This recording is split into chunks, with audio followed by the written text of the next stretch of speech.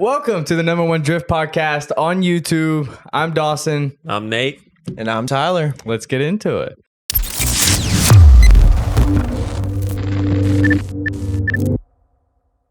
So a few announcements, all the social platforms. So TikTok, Instagram, and of course here on YouTube, we're doing shorts, TikToks, Reels daily. Check us out there. And all of our major audio platforms. So Spotify, Apple Podcasts, fucking Google, Samsung, all that shit. Go check us out there if you do just listen to it. And then this is Tyler. He's a grassroots drifter. And I'm going to let him introduce himself a little bit. Well, been grassroots drifting for a couple years, probably like 3-ish years now. Started out with a 240 that I actually put together just to drive daily. Just always wanted to have a 240 to daily drive and kept it simple, stock KA. It was actually a single cam car. Slowly made its way to being a complete honest ripper, especially for only having, what do we think it made to the ground, boys? 95? Yeah, 180. Think I so? don't know. No, probably not. It's probably about 100 to be Dawson real. was like beginning. Like as soon as I got comfortable with tandems, like me and Dawson had like my very, like you, Alex, couple other gentlemen had some really close tandems in the beginning of my grassroots time. I'll find the video so he can throw it in there. Honestly, like my favorite part about like the whole experience with the S13, it started out stock motor mounts, like literally a car I bought that was like mainly stock, put a fresh engine in it, it was ready to rock. And well, I manual swapped it too, but I mean the whole engine was out. No big deal. It's really easy, honestly. I mean, anybody who's so it's not though. It's really not. Like it is, but it's not just something that like if you don't know shit about cars, manual swapping a car is not like just something to fucking be like, you should. That should be your first car. Try that. The first time I ever heard about like actually manual swapping a car or somewhat understanding what it was, I legit thought all you had to do was buy a clutch pedal and a master, good to go. Hoo rah rah, but most of the time you got some wiring issues from an automatic to a manual. You got all that's a big thing on GNC cars. To deal with. Yeah, you got to pin it and drive, right? Yeah. And then what? So I guess. Then what? You have to pin it and drive, and then pin it to make it think it's constantly in park, so that you have to finish the circuit basically on one of the connect. I can't remember which one it is. I'm not a 240 OBD2 cars, especially. You have to either like change the whole engine harness. I think you on 350Zs to do it proper, change engine harness, like manual, ECU, blah, blah, blah, blah, blah.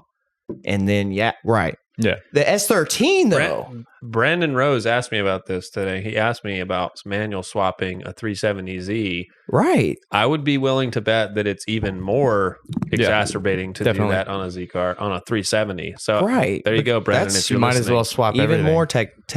It's like because most of those, if it's like a higher trim level, it has the rev match, right? Mm-hmm. When it recognizes not the synchro, but it recognizes what gear you're going to put it in, and then it synchronizes the engine for you on the TPS. Right. Yeah. And like another thing too, like newer cars will tell you, like if you're having like they're more in depth diag, Yeah.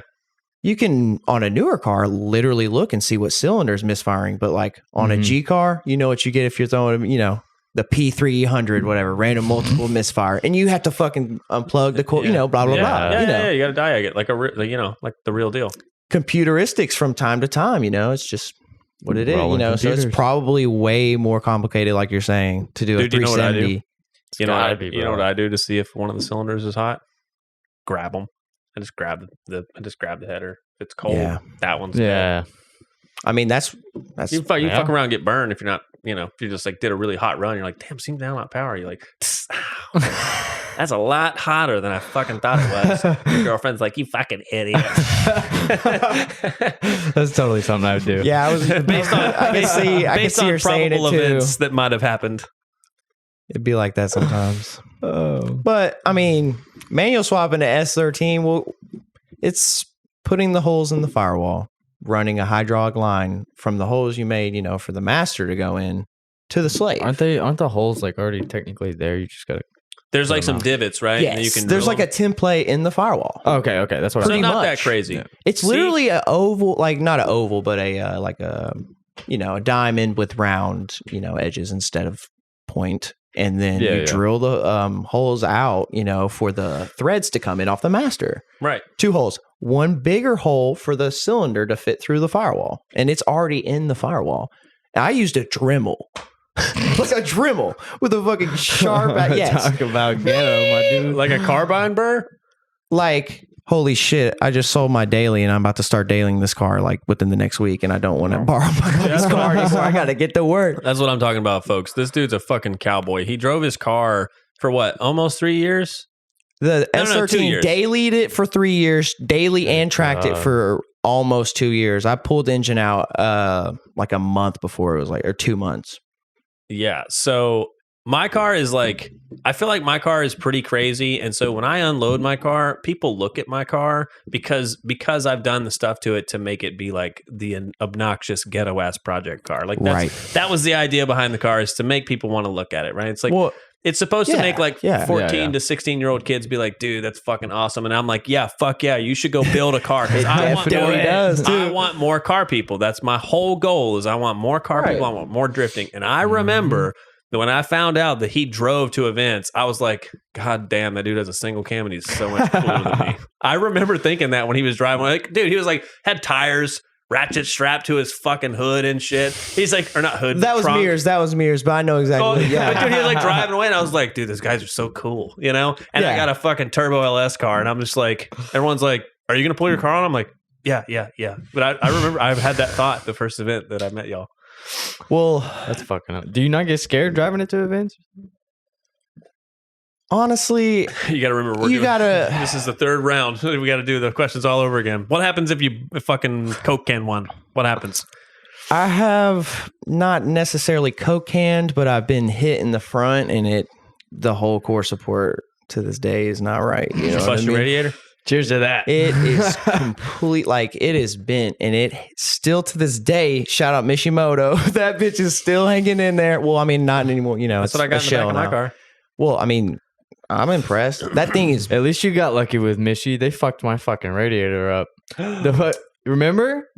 The filler cap? Oh, that's right. Dude, it's not even centered over the hole. We had to trim the piece for the Had to get James in and fix it up. Because it's literally off center. So it's only showing half. Dude, it's fucking stupid. We got it. Well, we think bled.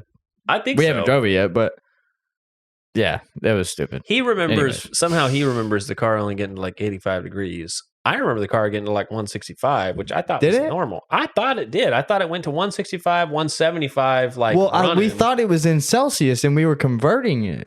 And I think that's what we were talking about. But I looked up the gauge and it says it's a fucking Fahrenheit gauge. It's a Fahrenheit gauge. I 100% saw 3 numbers, and one of them was 175, which is 10 degrees hot. But the guys that I'm talking to said that they take the thermostat plugs out and pop the spring out and just run the correct. You know what I'm talking about? Just the piece. Right. They don't actually run a thermostat. It just free flows the whole time. Yeah. But a lot of it to where it's not a lot of people that run. That's what I do. I'm going to call Dustin Dreyer out right here. Uh-oh. I tried Midnight Banger slander. We love it. Do it. I tried to explain to him he needs to at least restrict the flow, because if you look in a car that does not have that, it literally flows like a river. Yeah. Mm-hmm. The water pump spins the water so fast. It is amazing, honestly. Yeah, but it's absurd. Right. You got to have a it depends on your system. So if you still have the heater core hooked up, that does slow it down quite a bit. You don't have to really worry about it as much. But if you my turbo kit won't clear my heater core, so I just cut it off and welded it shut. And so now there's a swirl pot back there. So you have to have a restrictor. And I learned that lesson the hard way, because I went out and did a hit and it started to get hot. And I turned the fans on, and instead of getting colder, it got way hotter. And I was like, you ever been in your car where it's doing something, and you're and you're like, what are you doing? Well, what are you doing? You're what's going on? You're flipping switches. What's happening? Why are you doing this? And then where's the magic button? God damn it! Yeah, and eventually you just have to give up. You give up the ghost. You're like, what the fuck? So you turn it off, and then as soon as you turn it off, you can hear it boil, flash boiling the water. you put your hand by the radiator, or you can feel it. It's hot. It's literally almost boiling your hand. And your brain tells you the entire time, touch it, touch it. Yeah. Just touch it. Just touch it. Yeah. So Yeah, so you got to definitely run some sort of a restrictor. In my opinion, you talk to, it just depends on who you talk to. I've had personal experience. You need to restrict the flow. But if you talk to like an old 350 small block, they're like, fuck it, just fucking weld a bung on the end of it and let that motherfucker eat. Like this is how they are, Like it just depends on who you talk to. Yeah. Oh, yeah. And every dude that you talk to like that's got one that'll fucking hop a Coke can or had one and now he drives a Camry and you're just supposed to take his word for it. The source is trust me, bro. I'm just you've been there, done that. I'm sitting in my fucking 600 horsepower 240SX like, whatever you say, old man. I just want to get out of here. Talk to you later, pal. I just want to get on with my day. Yeah. I'm not being mean. I'm just saying, Yeah.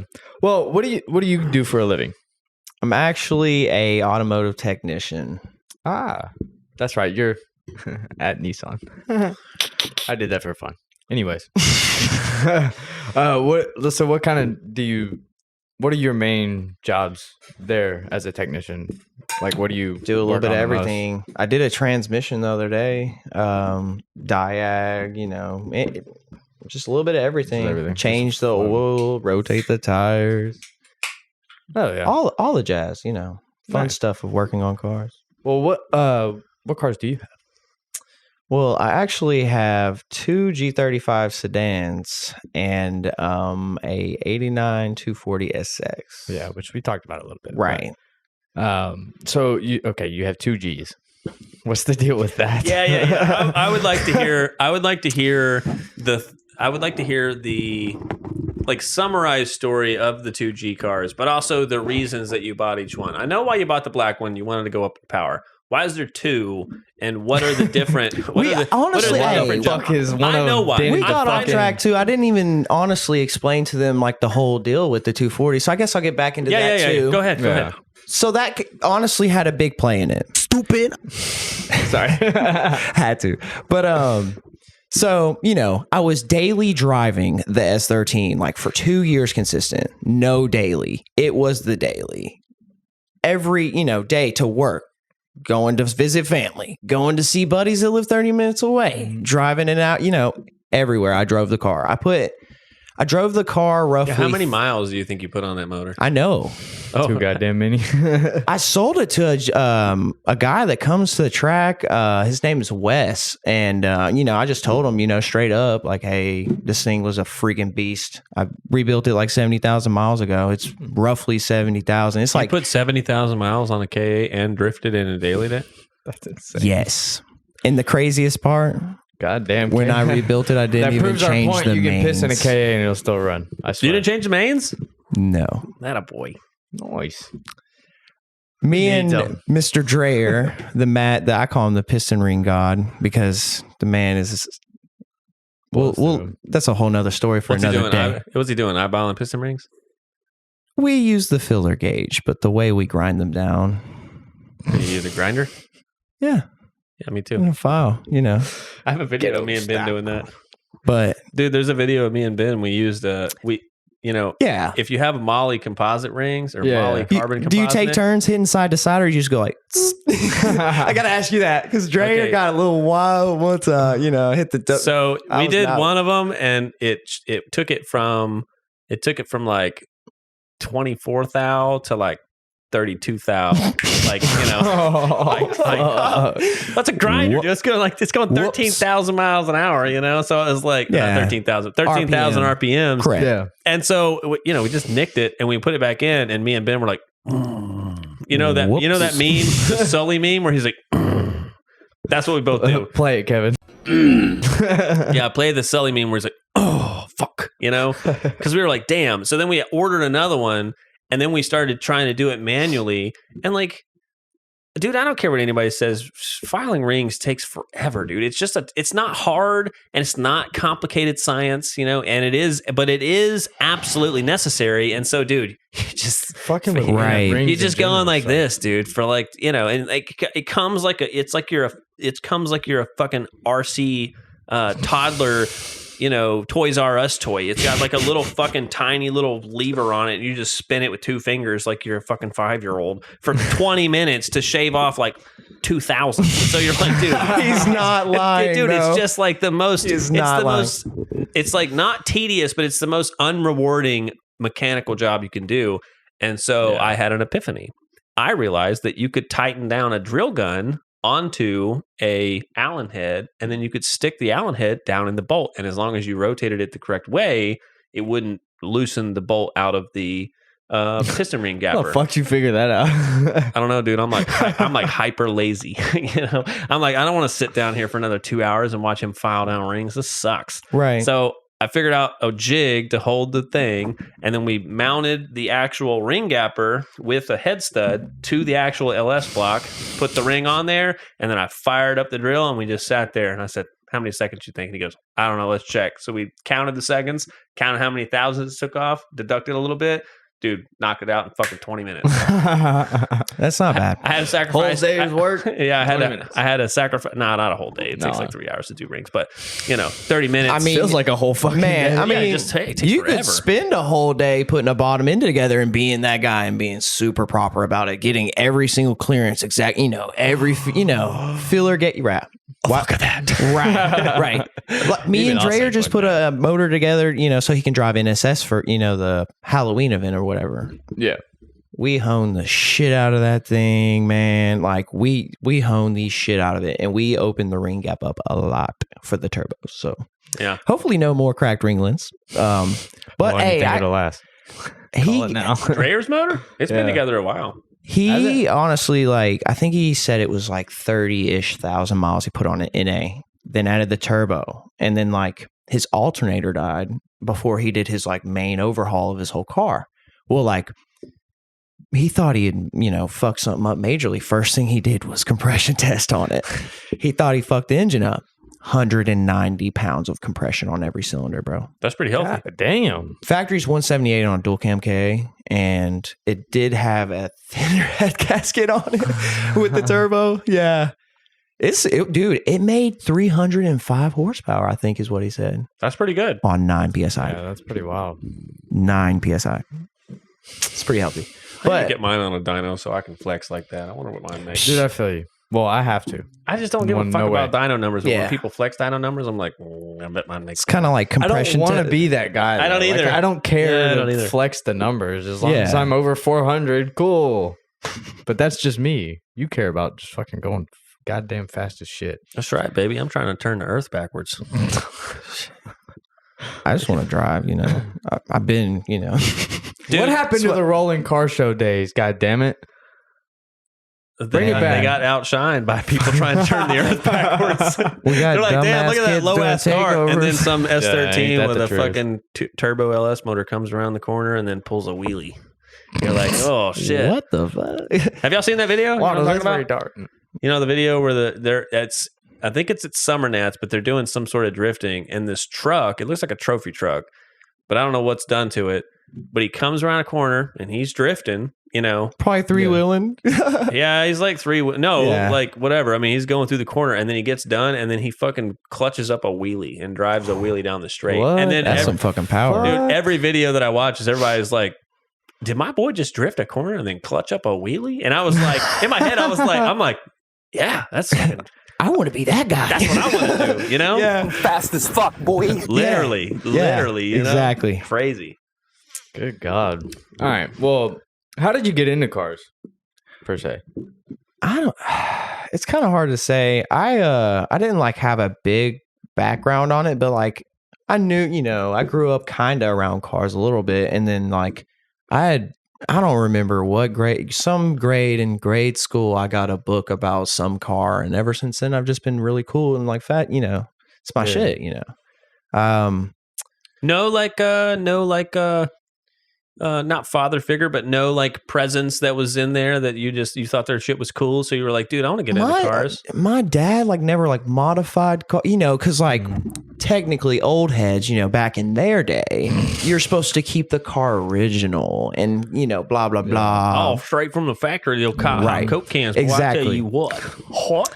I bang with Papa Willie. My dad had 3 Monte Carlos, and he bought a '87 Super Sport off the showroom floor. That He said, That's pretty cool. Flex. Right. And that was like when, big suspension develops. I can't remember exactly what's done to it. Somebody, could probably mention it in the comments or whatever. But my dad picked up one of his best friends and took like a 90-degree corner at 60, and his buddy thought they were about to die. Oh, really? Dug down in the floor. Yeah, he told me the story. He's told it tons of times. But Dude, I hate how they speak so highly of the cars too. Like, they drove like a fucking dream. Have you ever ridden one? It's a goddamn trampoline. You're bouncing all over the fucking place. It's horrible. It's like any older vehicle. It's a horrible ride. All right. So what? The vibration and everything, that's cool because you get that real like muscle feel. Visceral. Right? Like it drives like fucking dog shit. All right, I have a question. All right, would you rather do like a homologated series where everybody drives 350Zs or whatever?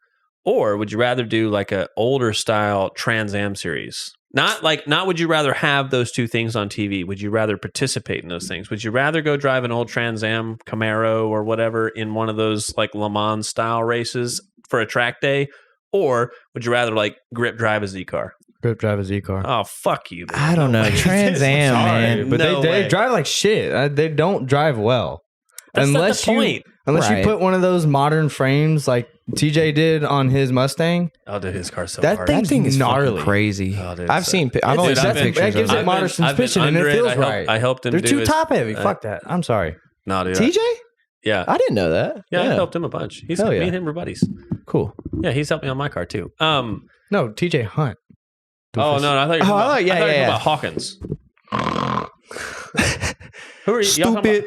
Stupid. I don't watch TJ. Gotcha, bitch. I wonder if that's gonna be a clip now. They're all gonna hate me. He seems so rich. It's like, not that I don't like him. It just seems unrelatable. He's so rich that I wasn't.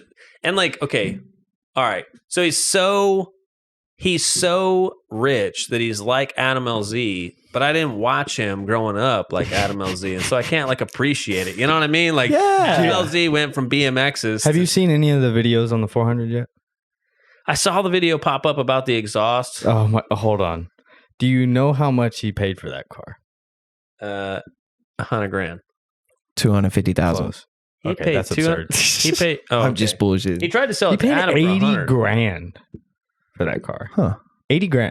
I mean, What was the in today's original market, that's not retail wild. sticker I mean, for I know Z, the though? market's what did it, but Yeah. fucking grand. Well, like, when they announced, I mean, I've seen it in person. They're cool, but it's not $80,000 cool. Yeah, whatsoever. like the price they Hell originally no. announced, that was like, I thought that, I was like, hell yeah, Nissan, y'all are doing something right for original- once besides every other car on I'll the say this market. now: the original price is, I think it was $100 per horsepower for the starting price. Yeah. So the base model will be the manual transmission, no features, or the littlest amount of features you can get for $40,000. Right. That's what honestly, that's what enthusiasts buy. I thought it was supposed today's to be. market, and it competes with the fucking Super like a motherfucker. Yeah. How come we haven't seen any?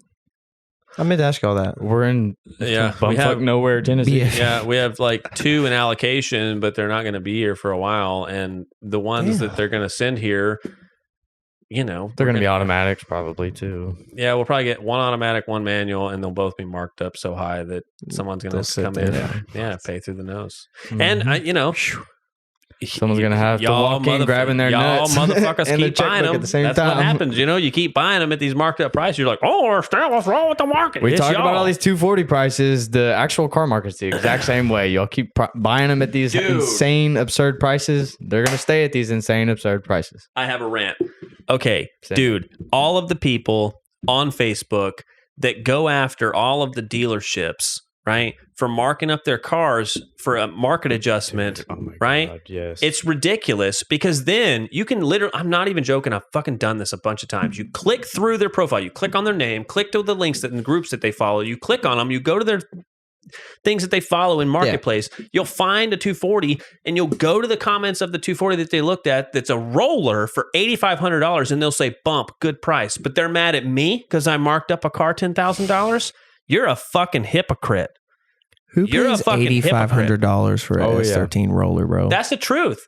The same people that will mark up a car that's 10 years old are the same ones crying like babies about marking up a brand new car that the market is demanding a price for? It's just because you can't afford it. Pussy. Yeah, it's because you're broke. Just tell the truth. Stupid. Yeah, just tell the truth, right? I'm sorry. I just wanted to get that out because I know that'll be a good reel, Kevin. So. Well, he doesn't do the reels, but whatever. Yeah. So what? Okay, so you got how you got into cars. What brought you from just being into cars to drifting? Well, I honestly fell in love with S13s just driving them, like not even drifting them. Like I can't remember which specific car it was. I had a bunch of buddies, and right after high school, they all had S13s, and like.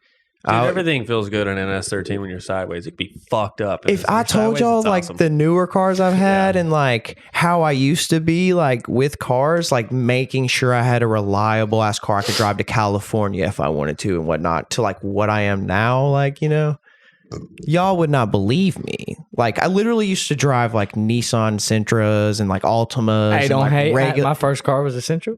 Hey, they were great cars. I beat the shit. I have always had a heavy foot, and like what got me into. Well, I'll go back. Getting into the S13s. Me and a bunch of my friends found a loop pretty close to like where I grew up and shit, and it was a big circle. Turns that go left, right. 90s here. Down, dude, some of the craziest drops you'll drive. Where? I will take you, my friend. Okay. Dude, in your car, you would have a blast. I'm so down. Dude, I'm just saying, I'll record it. Me and Kevin will come and record. Oh, I'm so down. Let's do it. How far away is it? Dude, you know what's this is really unrelated, but I'm really, really fast. Did you see where the video about the Kendas kind of went like semi-viral, and then somebody said, still going. Well, I know, but I'm saying like it got kind of big, and then dude, one of the top couple of comments was like, "Well, now Kendas are going to be even more because we're talking about them." I'm like, dude, what do you? God. I was like, what do you think? We're Adam LZ, bro? We're just a couple of dudes talking on a camera, like we're affecting the market, Right.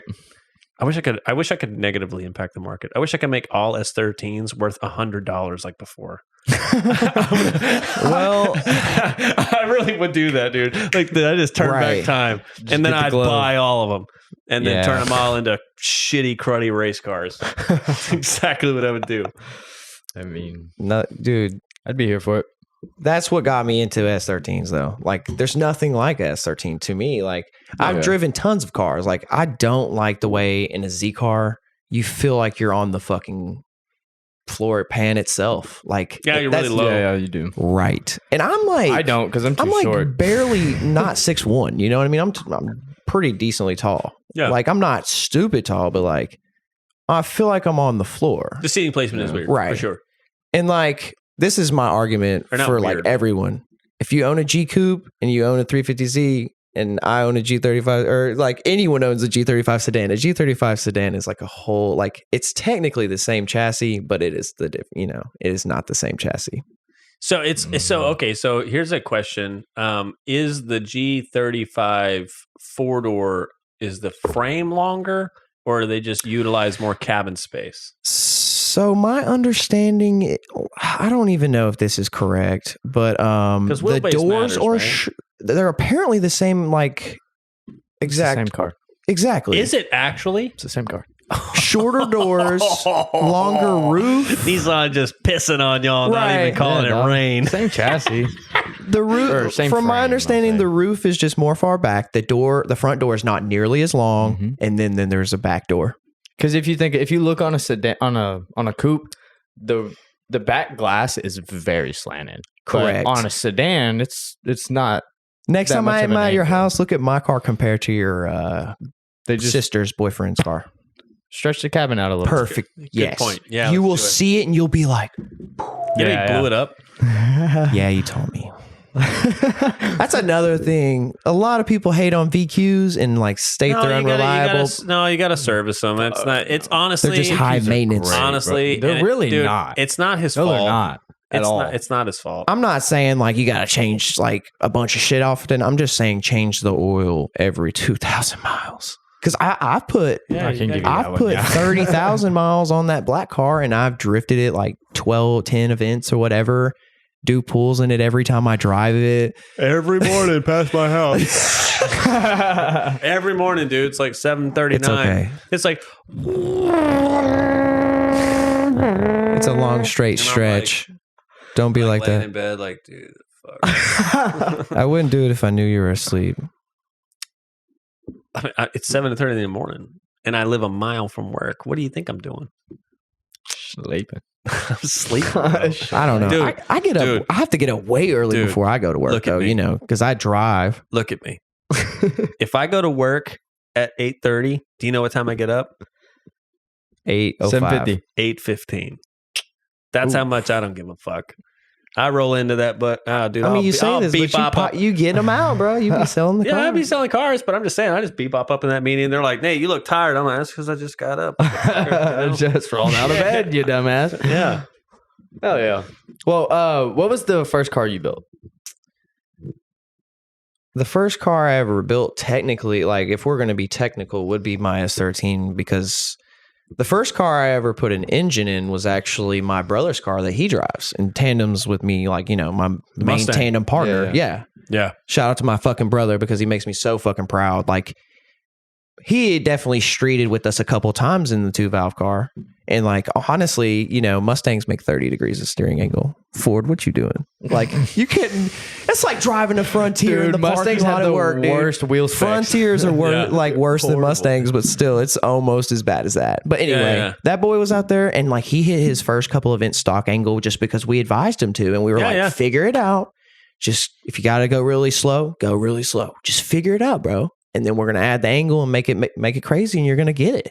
And like, Landon shreds. Okay, so actually, that's good. So you taught him to run off a stock angle from the beginning. Is that what you're saying? Yes. Okay. So how simple did you want him to start? Why, basically? So like, that's the first car I put the engine in. We put the engine in, and he just rocked it like that for like 2-ish years. Well, then he like did it's cammed. This car has cams? Yeah, comp stage 2 cams.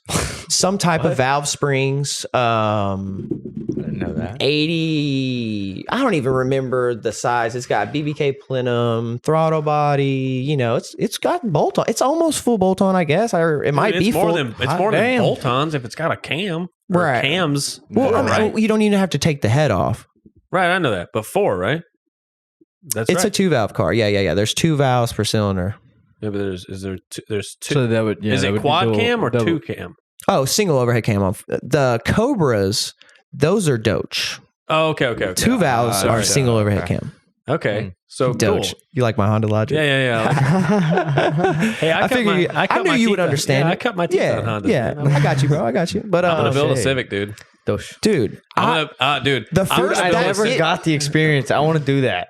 What? I want to build a Civic too. I never got the experience. The first car I ever like heavily modified and didn't build was a 2005 Nissan Sentra SCR Spec V. Same. That thing. Mine was 06 though.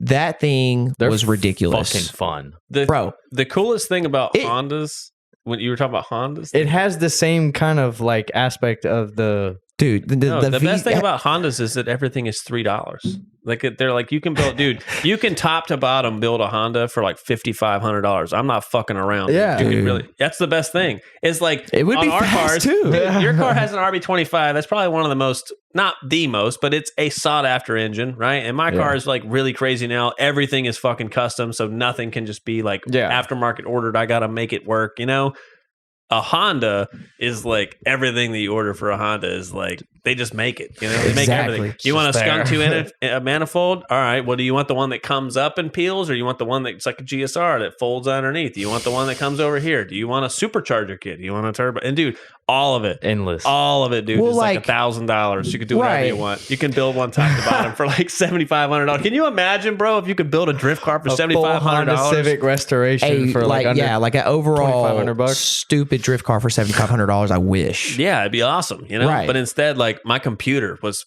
$1,100. Yeah, dude. Unfortunately, I do know. Yeah, Hondata's $300. Well, no, it might be $900 now. I can't remember, but it used to be you could get Hondata for like $300 or $400, and the Hondata was like the mecca, bro. That was the thing that a monkey could use to tune one. Yeah. So anyways, my point was I'm gonna build a Honda, and it's gonna be the Honda to end all Hondas. It's gonna be like Shark Car, but it's gonna be the one that makes all the Honda guys mad. He knows I will, dude. I swear to God. The Shark Car version of a Civic. It won't be a Shark, but it's gonna be like very me. It's gonna be just like a Shark Car is an extension of you. Right. Yeah. Let's do a mid-engine. That's what I'm doing. Yes. Okay. I wanted to make sure you were sticking with that. I'm gonna do either a mid-engine. I almost think I'm going to do a mid-engine K in the rear, but I don't know. It's like, dude, used to you could buy for like $1,700. You could buy, or well, probably $2,000. You could buy a really nice average mile B16, and that would be my preferred setup. I would buy a B16 and I would rev it to 9. I'd probably rev it to 8,500, but I would turbo it, and it would make like 300 horsepower. Okay. But it'd be rear-wheel drive, and the gas tank would be in the front.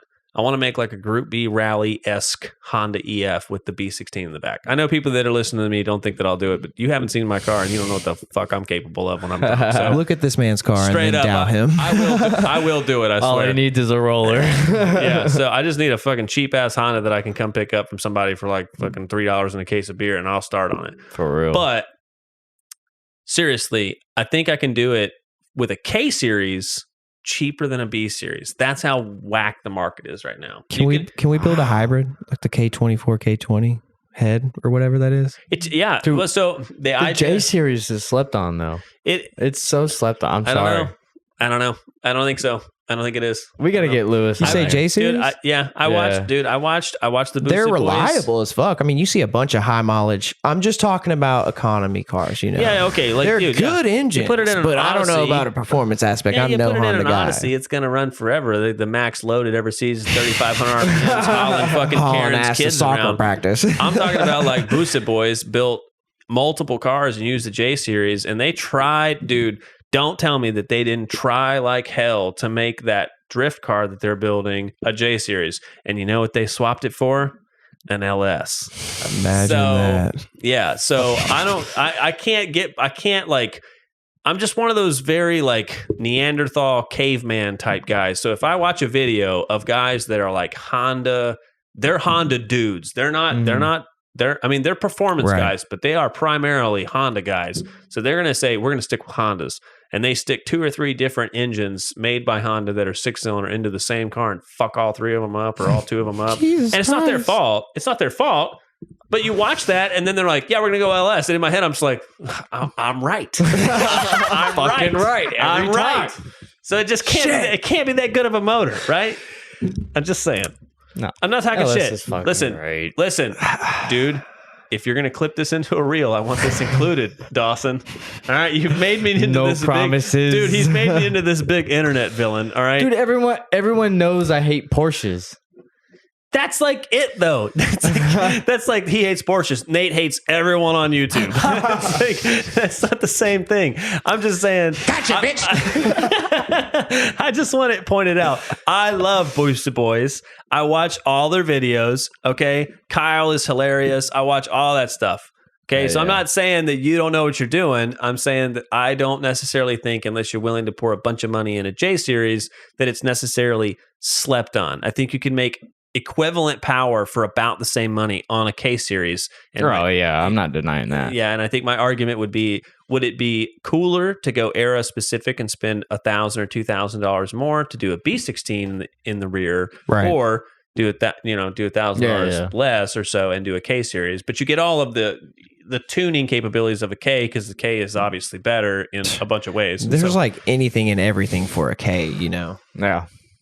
Yeah, the B, dude. I almost want to say that I think if I was to build it, it would be equivalent. I think it would be the same. I'd spend more up front on the B and probably cap out faster. Mm-hmm. But I think I would probably cap out faster because I would just be like, well, fuck it, I'll just put an eBay turbo on it and I'll just leave it alone. But if I get a K, I would be like, How far can we push it? Yeah, they make all kinds of shit for this. Everybody says they're stout. Dude, that's the way I buy stuff. They make all kinds of shit for this. Click, click, click, click, click, click, click. They're like $600 on most. I know. People, online warehouses and stuff. I saw a 80,000 mile GSR the other day. What did that go for?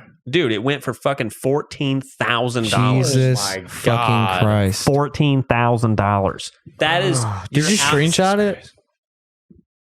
I might have a screenshot between me and Caleb. Screenshotted it. If so, we'll put it just in there. So you know, we bought a GSR Integra. Now it's the ugly USDM front, but it was a real GSR. Yeah, okay? Cam's car. Yeah, it's Sailor's car. But yeah, it's yeah, Cam. Oh no.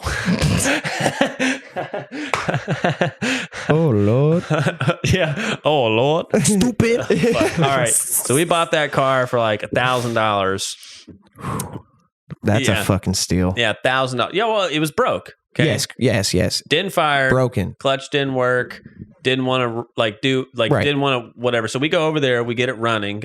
All I did was blow the distributor housing out. Popped it back on. Put it in third gear. I pushed the clutch in. The clutch obviously didn't work, but I have to push the thing in. Dude, I just put it in third gear, start it, and it was like. Dude, I drove a Prelude 18 miles like that. I drove it home like that. Yeah. Straight up, dude. I drove a Prelude just like that for my buddy Tommy one time. He was like, dude, I need somebody that can really drive a stick, blah, blah, blah, blah, blah. I know you're pretty tech. You think you could it's like 35. I was like, shit, man, I'm game. You game? The alternator died before we made it to the house, but we got off 24 and we were like half of a mile from his house, like turning on his street type shit. Whoa. Right. Made it the whole way without the clutch. And then it was just, low fuel. But so we get it back to the house, and me and our dude, I just saw him actually at the gas station. Shane Rogers is a friend of ours. He's a big Honda guy, dude. He's got the name sounds familiar. Dude, he's got a turbo LS, regular cab, single cab, short bed, yeah, whatever, man. It's like Josh's truck, whatever. I'm not a truck person. Anyways, me neither. Turbo LS though, fucking rowdy. Hello Kitty. And then he's got an EF, and I like EFs. I think it's like very boxy. EF and EGs for me. Dude, he's got a B series EF that he like grip races, and it's very fucking cool. And he helped us swap a clutch out, and we cleaned it really. I mean, dude, we went it took us like a week to clean this car because it sat for 10 years. We cleaned it all the way up, and then we sold it to Sharpton, who sold it to Cam. So that car made money like 4 times. Right. It'd be like that sometimes. Well, getting back to you guys asking me how I acquired the car. I'm sorry. No, it's fine. We bounced topics plenty of times. That just means you are with good people, if you didn't know. Yeah. That means that we want to make this as complicated as possible. Absolutely. So let's go back to the whips. So I bought my most recent G35 for $1,500.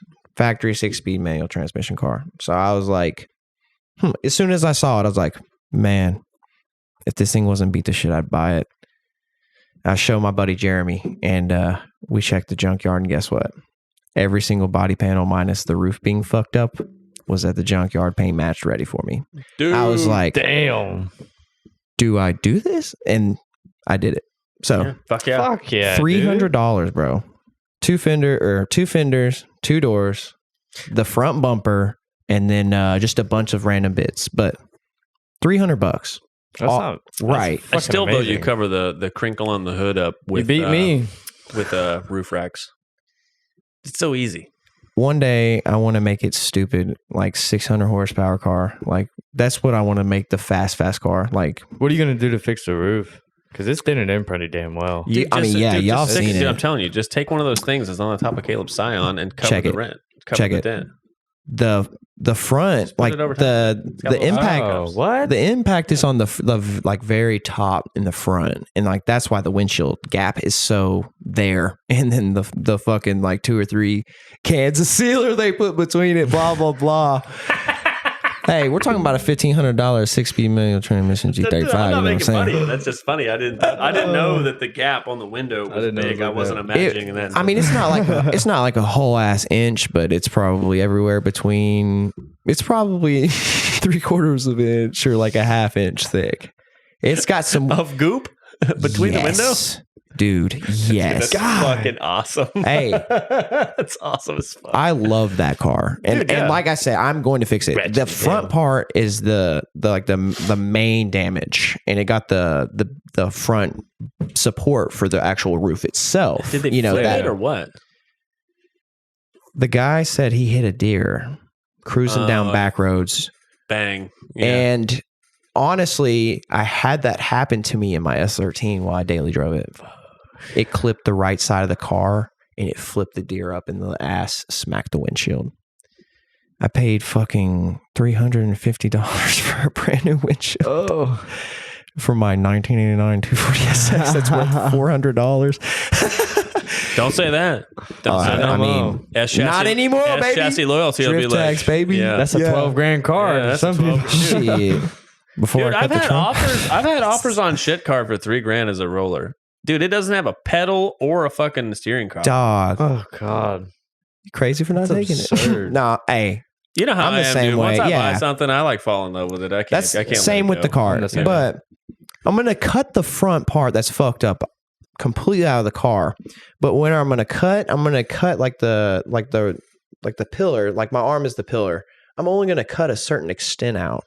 And then just in the car, spot weld it and fill it and make it solid to the car and just replace a certain part, like the damage, re-weld it in, I and bet then you could just pull that window, and then I bet you that Casey pull both windows. I bet Casey could straighten it.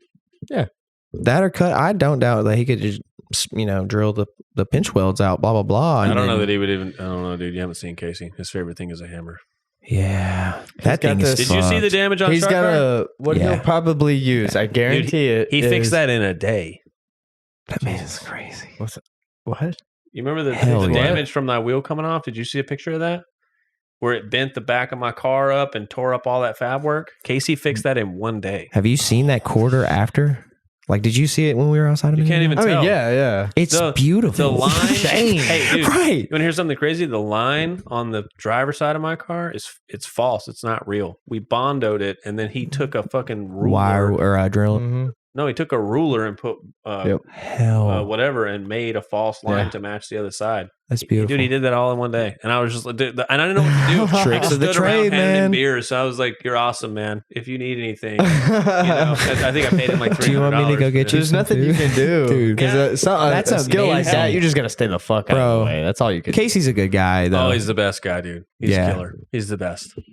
Dude, I like whenever I demolished that Corvette, that's who I took it to, and he put this I don't know, just some kind of hydraulic It's jack. called a porta power. Is that what it is? Mhm. I could never remember the name of those things. We had them at the body shop I worked at too. Okay, yeah. But he put that motherfucker in my wheel well in some random ass spot, and then on the bash bar. And before my bash bar was still bent from the wreck I had before that in the wall at Beach Bend, and he pulled that fucking bash bar out, and I was like, dude, I stood over the top of it. I was like, oh my god, did you just pull everything back? It was like all straight again, and I was like, how? Dude, he's a wizard. I saw He's a wizard. your quarter before, It and was he fucked. is a wizard. He's a Is beast, an man. understatement. Yeah. Casey's a fucking hole. And dude, honestly, one of the times that I felt the worst is like my car was broke, Ariel's car was broke, and Chris's car was like kind of broke, but not like super fucked. Like it was just over there for like some general maintenance stuff. Yeah. And dude, Casey was fixing all these cars, and like Casey's my buddy, and you don't do it on purpose, but you take that for granted almost. Like you go over there and you're like hanging out with your friend, and so you're not. It's not really like they're doing you a favor. Yeah. Like they are, but you're not thinking about that. So I was over there, and I overheard his dad say, "Casey, you're doing too much for these guys, man. This is crazy."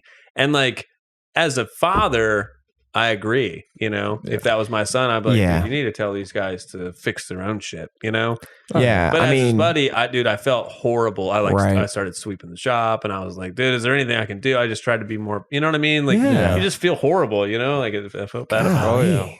But that dude, That's rude. That's why I like just trying to figure. Oh no. everything out myself. Well, I mean, Yeah, it's not. You his, know what no, I mean, his dad, though. dude. His dad No is filter. fixed. Yeah, his dad has fixed Josh's fenders. He's fixed my fenders. He's built me stuff. Like, he's cool. He was just saying, I think in a moment of like realizing you have all this shop space and it's taken up with other people's cars. He's like, you're doing too much. But I overheard, and I don't think I was supposed to, but I felt bad. I was like, damn, he's right. He is doing too much. You know what I mean? Yeah. I felt bad about it. So after that, as soon as I was done, I I fucking scraped up all my shit, threw it in the car. I was like, all right, thanks, man. You're the best. Here's money. And I drove away, Felt bad. So who is your biggest influence drifting wise? Like, who do you look at the most? Currently, Ben Hobson, I gotta say, he was actually at the last Clarksville 2-day event. I heard. Yeah. Bro. I wish I would have been there. He was throwing down, and he always throws down. Yeah. He's really consistent. I am not a big play on mixing body panel chassis from one to the other. Like, yeah, you can do it and it looks cool and I'll appreciate it. I love it. But my style, no, I'm not doing that. Like, as far as front his car's hard as fuck. Yeah. Okay. Like, his car is, excuse me, it's a S14 Kooky front, S15 rear.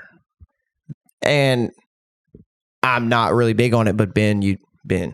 It looks hard. The man responded to my DM really too. Suits the S15 rear. I posted him on my story, and Ben. The Kookie's the best. I don't give a fuck. Off. No, it's not. Yeah, it is. Out of S14, yes. Drop it in the comments. Let us know. Cookie front in the argument, please. S14 Cookie front or Sylvia front end on a S13. Please tell this man that Zinkies just make sure that you tag me for every time that I'm right, because I am. The S14 is better looking. Yes, I am. It's like, dude, it's the most aggressive. Anyway, dude, listen. A more unpopular opinion: if you prefer Zinky, I think it's because you can't afford cookie. He's not wrong. Swear, I swear. Only person that I'll let get away with it is Chad. That's it. Which Chad? What's his? It starts with an H. He's a salesman in I want to say Illinois. I can't remember where he's from, but he's got a green Zinky, and it's RB powered, and it's rowdy, and it's cool. But it's the only Zinky that I like because, dude, a Zinky looks like a Camry. It's a poor person's S14. That's also why the R33 is not right. It's because it's not as aggressive. Hey, I will say I've seen some pretty cool R33 headlight on Zinkies. Oh yeah, dude, that's pretty cool. Do have a Zinky and R33 headlight on it? I cannot remember who it was, but somebody semi-local had one, and I saw it at Cars and Coffee back when Cars and Coffee was the shit. Yeah. And that thing was actually like whoever that guy is. I give props to you. But like Ben's car, not only is it just like put together and like it matches and it's really good looking, but like it's got the supercharged LS in it. It's a fucking unit, and the man has hands. So I guess like, kind of going another driver I've kept up with, Jonathan Cash was actually at the very fucking first drift event I ever went at, and he was in an LS Z33. In I don't know what type of LS, but little cam in it. He was shredding. And then before the G? Probably. This How long ago was that? This was if I'm not, Jonathan, if you see this, tell us please. Because do you think he watches? I've kept up with Jonathan the whole time. Honestly, like from the start of me getting into drifting and wanting a drift car. Oh, dude, my Firewall is a carbon copy of his BMW Firewall from Yeah. Dude has hands. First track I ever went to Bowling Green, recognized him there. Fucking, I don't know if he had a sticker on his car or what, but he wasn't as, he's pretty popular nowadays. He's a great driver. He's very humble too. Yeah, he's super humble. That's what I like about him. Dude. In a world full of Matt Fields, be a Jonathan Cash first. Please. Jake Elliott. The man had some mechanical issues with his fucking truck, and he drove his G37 home 8 hours or some shit, and he made it. That dude is a fucking legend. You tell me that's not legendary. He drove his G home from the track. Single turbo, 1,000 horsepower G37, 8-hour trip. 9-hour trip. Jonathan, please tell us. The man is a legend. I saw him at fucking Beach Bend almost 10 years ago, whenever I didn't even have a drift car and I just figured out how to fucking whip a shitty in a 240 in a parking lot. You know what I mean? Yeah.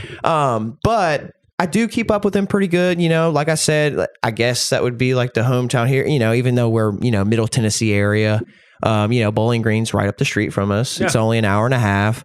It's the first track I ever went to. So, you know, Jonathan Cash was the hometown hero situation for me. Shout out to Jonathan Cash.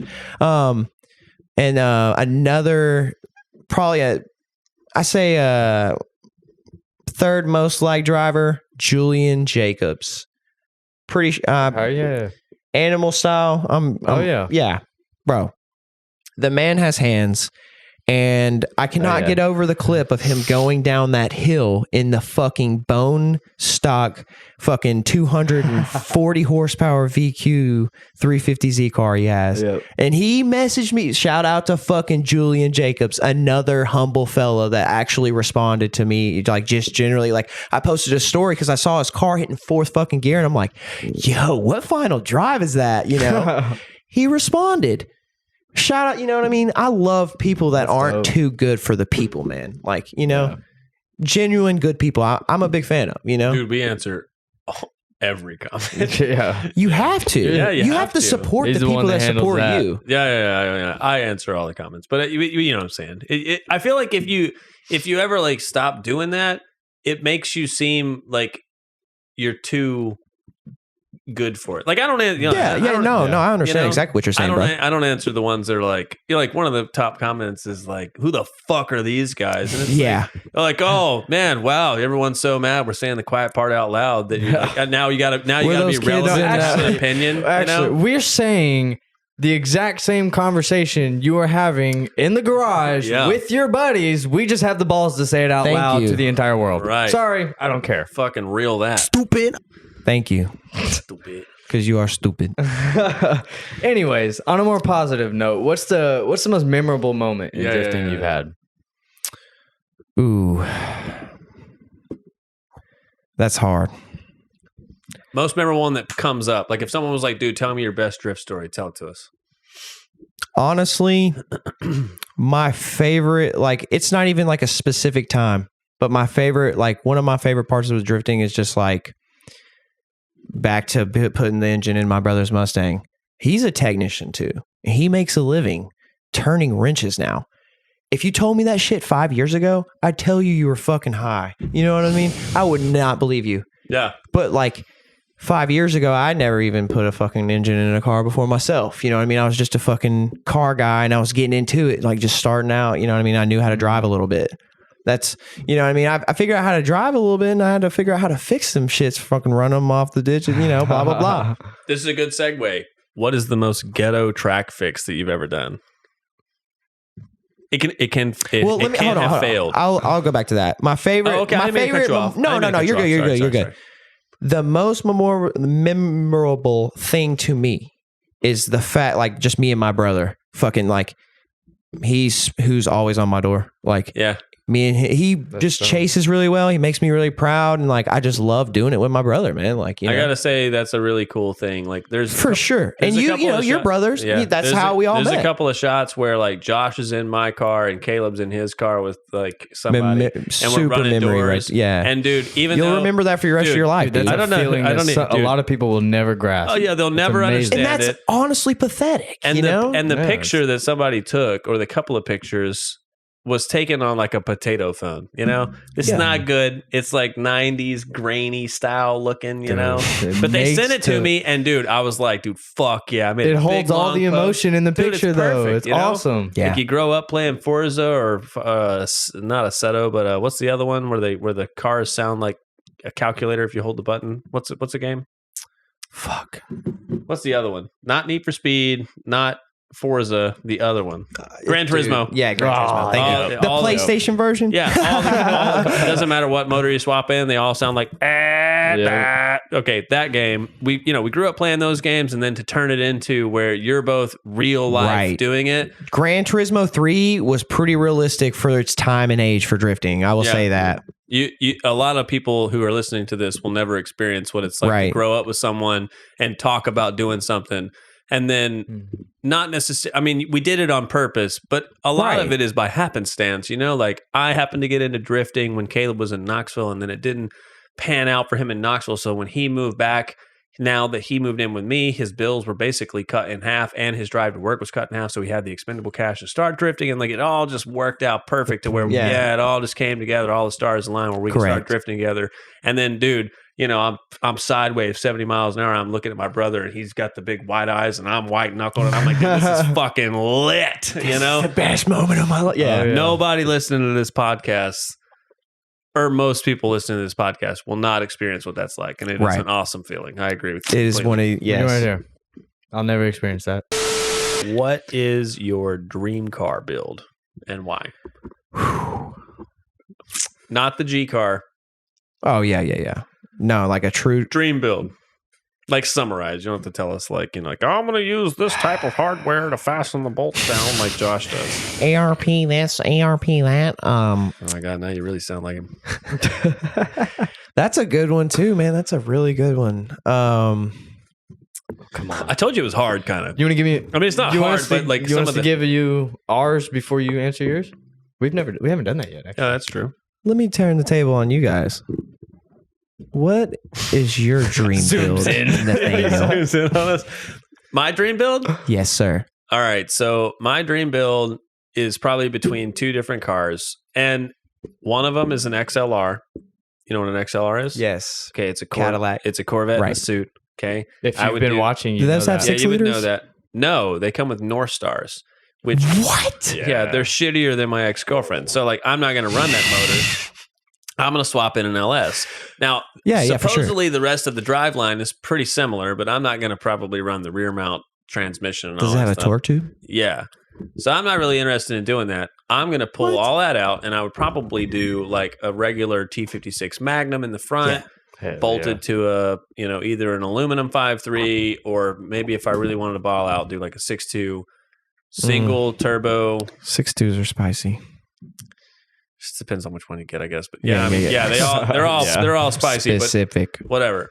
Honestly, I wouldn't give a fuck if it was a 4.8. I don't really care. I'm just saying, put a LS motor in the front of it, cool wheels, lower it, roll the fenders, and just drive it. I think that would be a very cool street car. The other car is the one that me and Dawson were talking about building, which is I want to build a like Group B-esque Civic. All right. Yeah. Now I want to build a big box, like 60 millimeter flares. Right. Yeah. I want half the front to be the gas tank, and I want the other half to be a trunk made out of aluminum that I can actually put stuff in. You know. Yeah. And I want the trunk or the hood to be able to close. I want either a turbo V16 or turbo K in the back. It only needs to make about 300 horsepower, but it's got to be a manual transmission, and it needs to be able to spin the tires in third. That's the only requirements. I don't even care. I don't even care if it's. I don't even care if it's like welded. They're not spider gears on a transaxle. So I don't know what they're called. It doesn't have to be locked. I just want to be able to carve in the car, so it just needs to be kind of fast, you know? Yeah. That would be the two cars. I have like concept art, kind of. You know what I'm talking about? Yeah. You like draw something up that you're like, of course. Yeah. This would be beautiful. We've all done it. I like that. We've all done it. For sure. Anybody that makes fun of us in the comments, that would be like the dream build. Yeah. But like, I'm not like most people. So like most people they would be like, I would buy a Corvette and I would lower it and tint the windows. You know what I'm saying? Like, Not that that's this. You know. Yeah. I want this car from this brand. That's like their muscle car and badass. Yeah. Well, notice how I didn't say what kind of wheels I wanted. I think they all need to be on Blitz. Blitz 03s. I love Blitz 03s. They're the best. Adam LZ owns most of them. For real, the man better invest in stocks. He's got a whole wall now. It's so fucking cool. Yeah, he has a lot. Oh yeah. Well, I'd probably say mine is an R32 sedan. Of course, I would keep it RB26. Easy. Did they ever come with an RB26? Was it 20 or 25? Well, they had the sedans. I think had the 25, but because they were just I think a GTST. But so you get an all-wheel drive one? No, you would get. It would be drift car. Oh, okay. Yeah, I would build drift car for it. Drift street car. I have a drift car. That's the only reason that I wouldn't build another drift car. Like I have the rally car that I'm building, but it's like I mean, right? yeah, but I want the ability to be able to take a car out and drift it if I want to. Oh, just because that's my main motorsport that I love. So, me having 2 drift cars, like, you know how when you were first telling me about the sim and I first got into the whole sim thing, you were telling me like, tell them it helps. Tell them it helps. If you think the sim does not help, you're just uneducated, 1. And 2, you're probably too broke to afford one. Elaborate though. And helps in what aspect? Help in only the beginning, street. Or is it? So the best example for me is like it helped me come to like, I don't know, just like predicting on the sim you have to do beforehand, right? Yeah, you have to be predictive. You take that prediction logic and knowledge you just learned on that fucking computer you can't feel shit on, and then apply it in something you can actually feel it in. Yeah, and then your brain reacts faster, and now your muscle memory is way on point. Correct. That's why I've never Coke canned one. I'm not saying I'm better, and I'm probably going to Coke can that one, but I'm just saying it helps. But there's people on the internet that will say that it doesn't help. So you have your sim. Yeah. You have that, and you have your drift car. Well, you know, I have like 2,700 hours on a sim, but you know. Right. I've gotten up there, honestly, man. Like DJ, Corey, y'all's, fucking Frankie, everybody I played their sim. Thank you, by the way. I love you guys. But it's a fucking tool. Yeah, it's a tool. I can literally get on a sim, and I can, like, it's literally, that's how I learned initiating in. I've never had a drift car with a hydro. I've hit every single 35, 40 drift events I've hit with no hydro. And I have... That's gangster. I not being cocky, but like, I make it work. No, that's some cool shit. Yeah. Even the regular? You don't have that? The S13, it would only hold the wheels still, like, if it was parked. And, like, if it was crucial enough, I'd have to leave it in gear. That G car... I always park my car in gear, though. The G car doesn't even have anything. When you stop, you put your car in gear? Nope. Really? Nope. I mean, I like to do both. Well, in the Z, I had to because the e-brake wouldn't work. Not on a hill. I'm just saying, when you get out of a car, do you rock it in neutral or do you put it in first?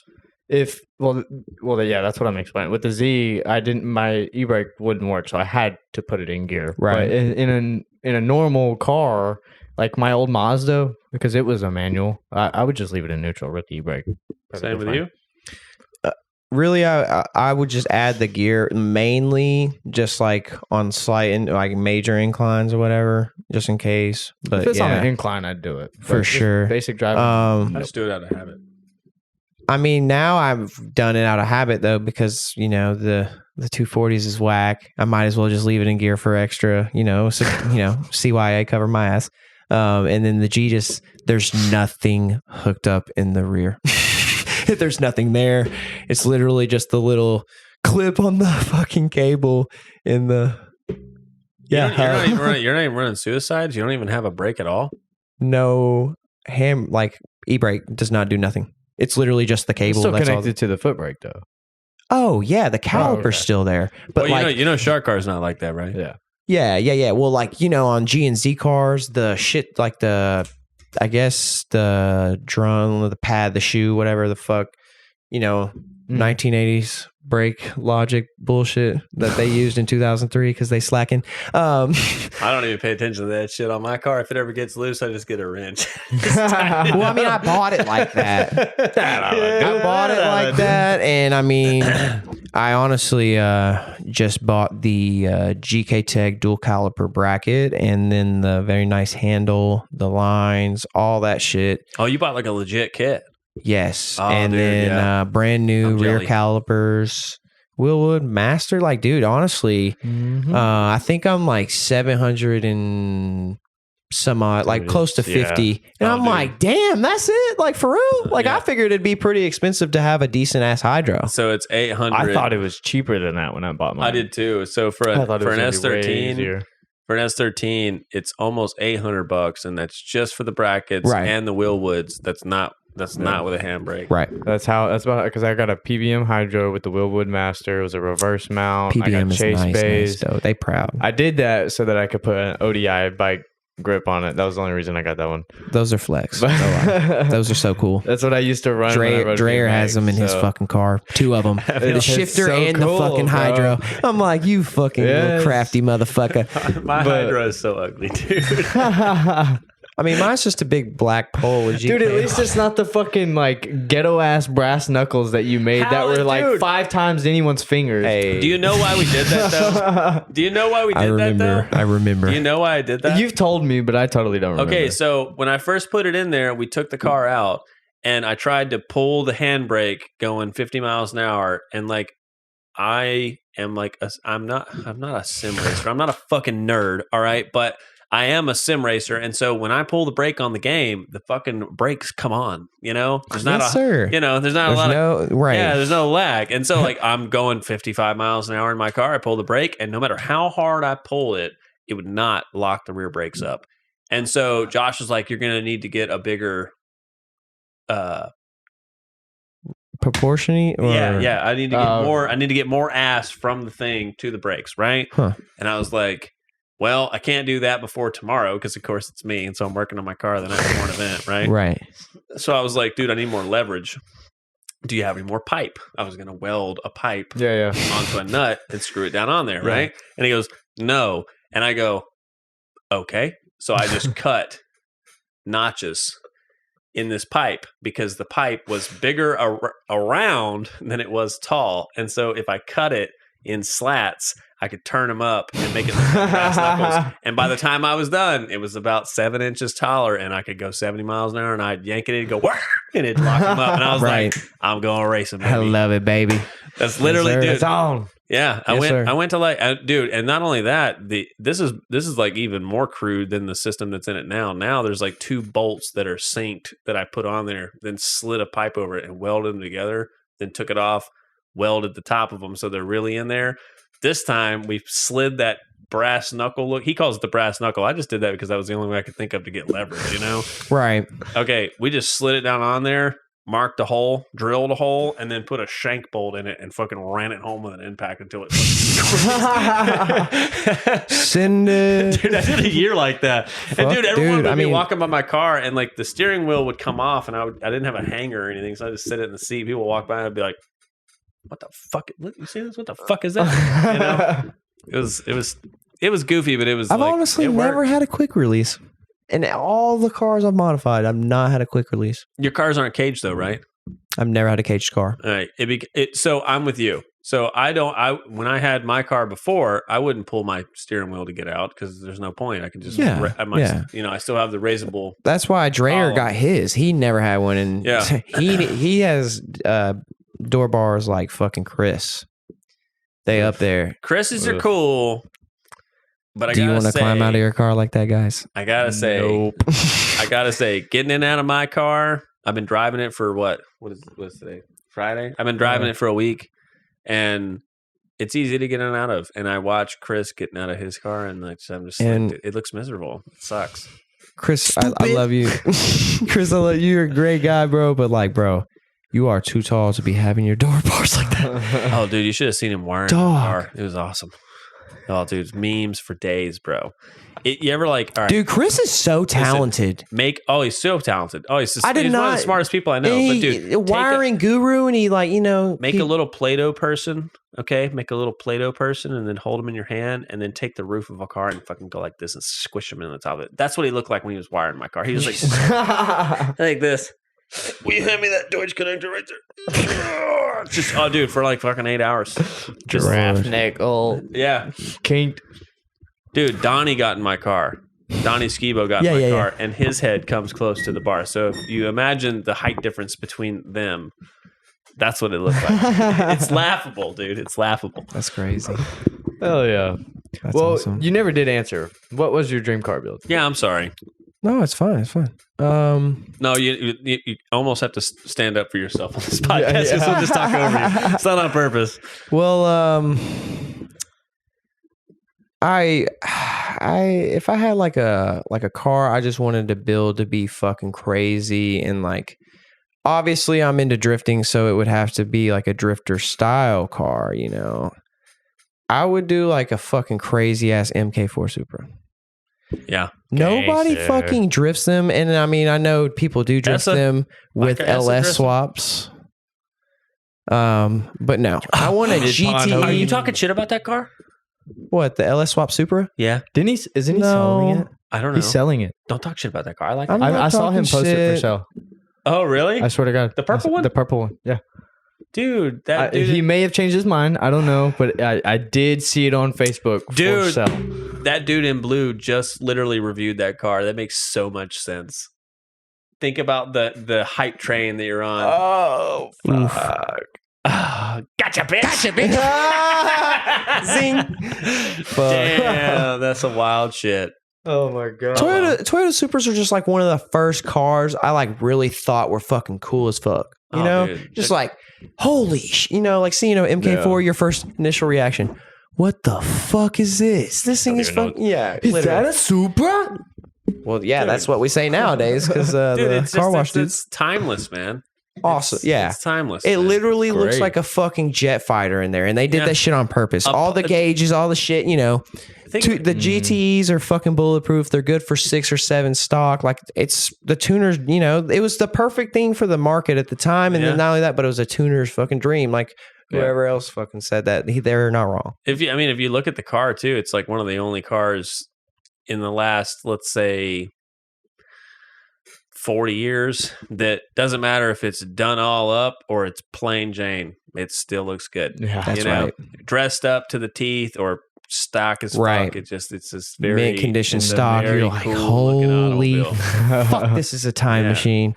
It looks like Japanese. It's almost like seeing a bone stock 240SX these days. Yeah. See, I don't know. Dude, harsh truth, dude. I don't think bone stock 240SXs look that cool. I like your. I'm just saying it's like as common, like if you see one that's minty. If I see one that's minty, I only say, dude, look at that fucking car because it's like you can tell someone took care of it, not because I'm like, dude, that's a cool the only one that looks somewhat good. Cookie stock. That's what I was gonna say. Yeah, stock. This is Cookie. Yeah. I don't know. Koki. Sorry. Koki. Bunch of fucking I like cunts. pig nose. I like all. You like the pig nose? Yeah, my car was pig nose at one. My car was originally pig nose.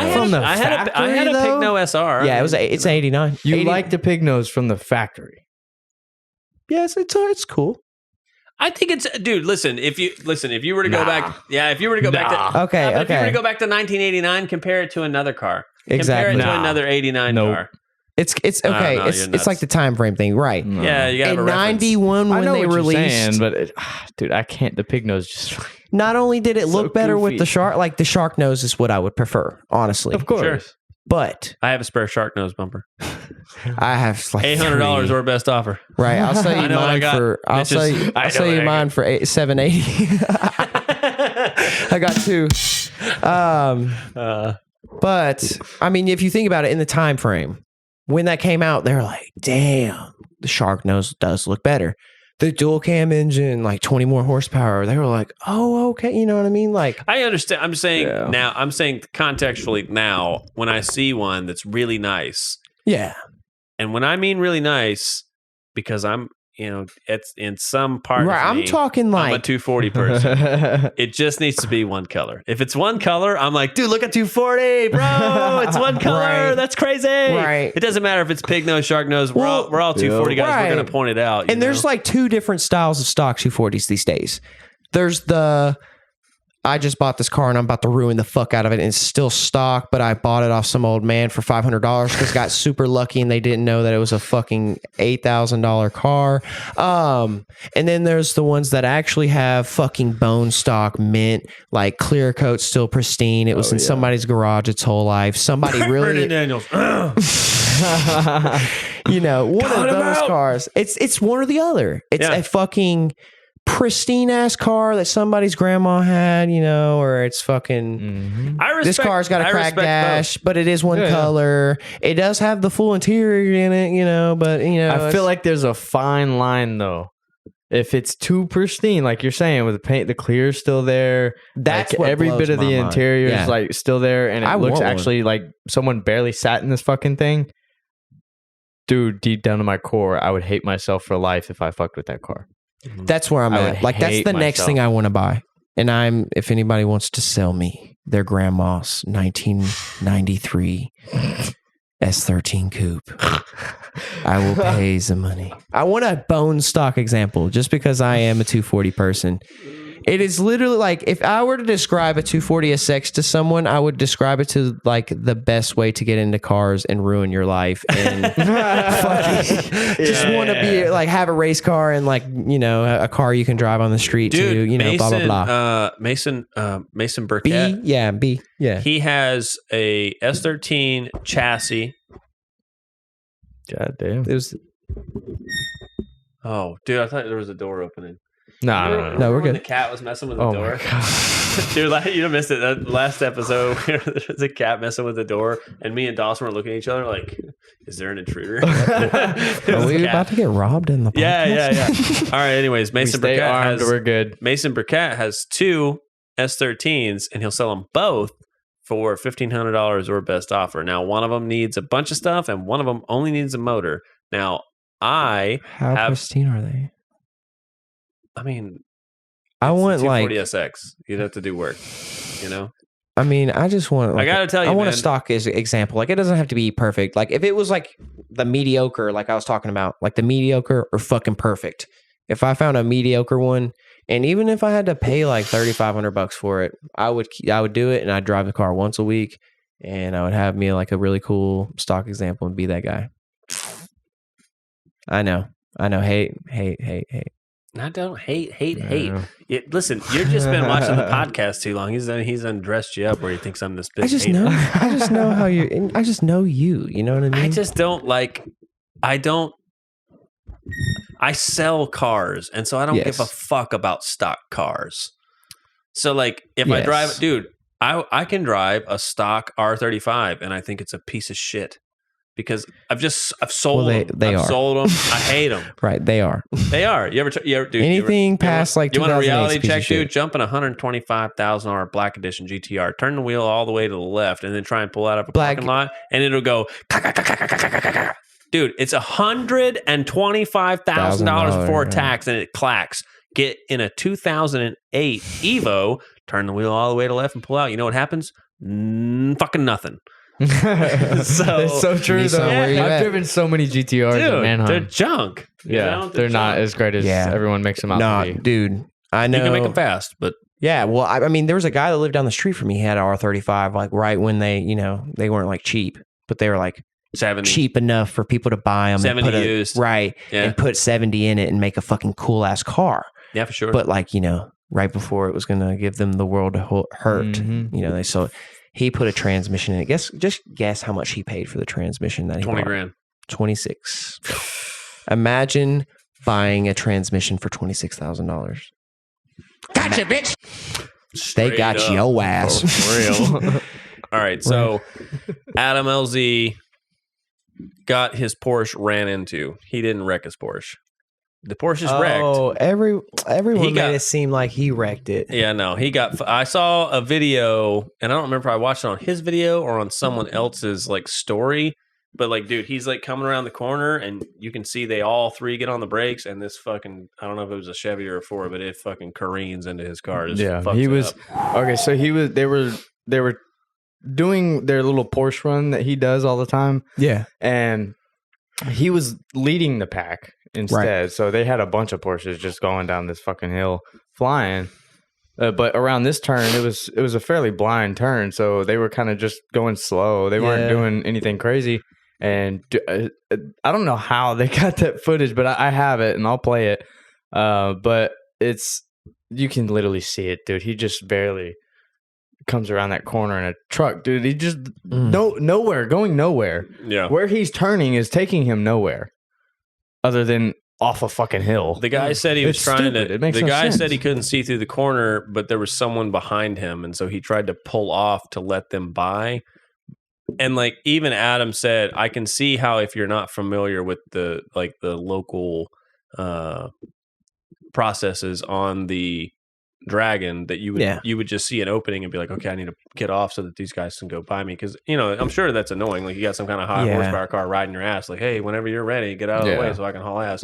Well, apparently they were like just trying to get out of the way, and they got slammed into because Adam was coming around the corner with all of his homies, But he's okay? Yeah, he's okay. He said he hurt his hand, and Colette hurt her neck. And he says otherwise. Dude, He says otherwise they're okay. Right. I feel like a neck is like one of the most underrated parts of your body, like how important it is. You know what I mean? Yeah, and it's got this stigma behind it that if your neck hurts after a wreck, that you're like chasing a check. Dude, I'll say this: everything. And the whole point is that obviously Adam LZ and Colette are not chasing a check. Yeah, dude. No, but right. Everything back there is connected. Right. Dude, if your neck hurts, your whole body can hurt. Oh, for sure. Not even that. Like, I had the worst pain in my jaw one time. Like, it felt like I had a knife stuck in the right side of my jaw, in the top of my neck, and then also in the bottom of it. And literally, I went to the chiropractor, and they cracked one spot, like, somewhat towards the top of my spine, and they were, like, checking and everything. He was telling me how it's all connected. And as soon as he cracked it back into place, no pain. Can I do this one? Yeah, go for it. Yeah. Okay, Taylor Ray finished his Corvette, and it fucking rips.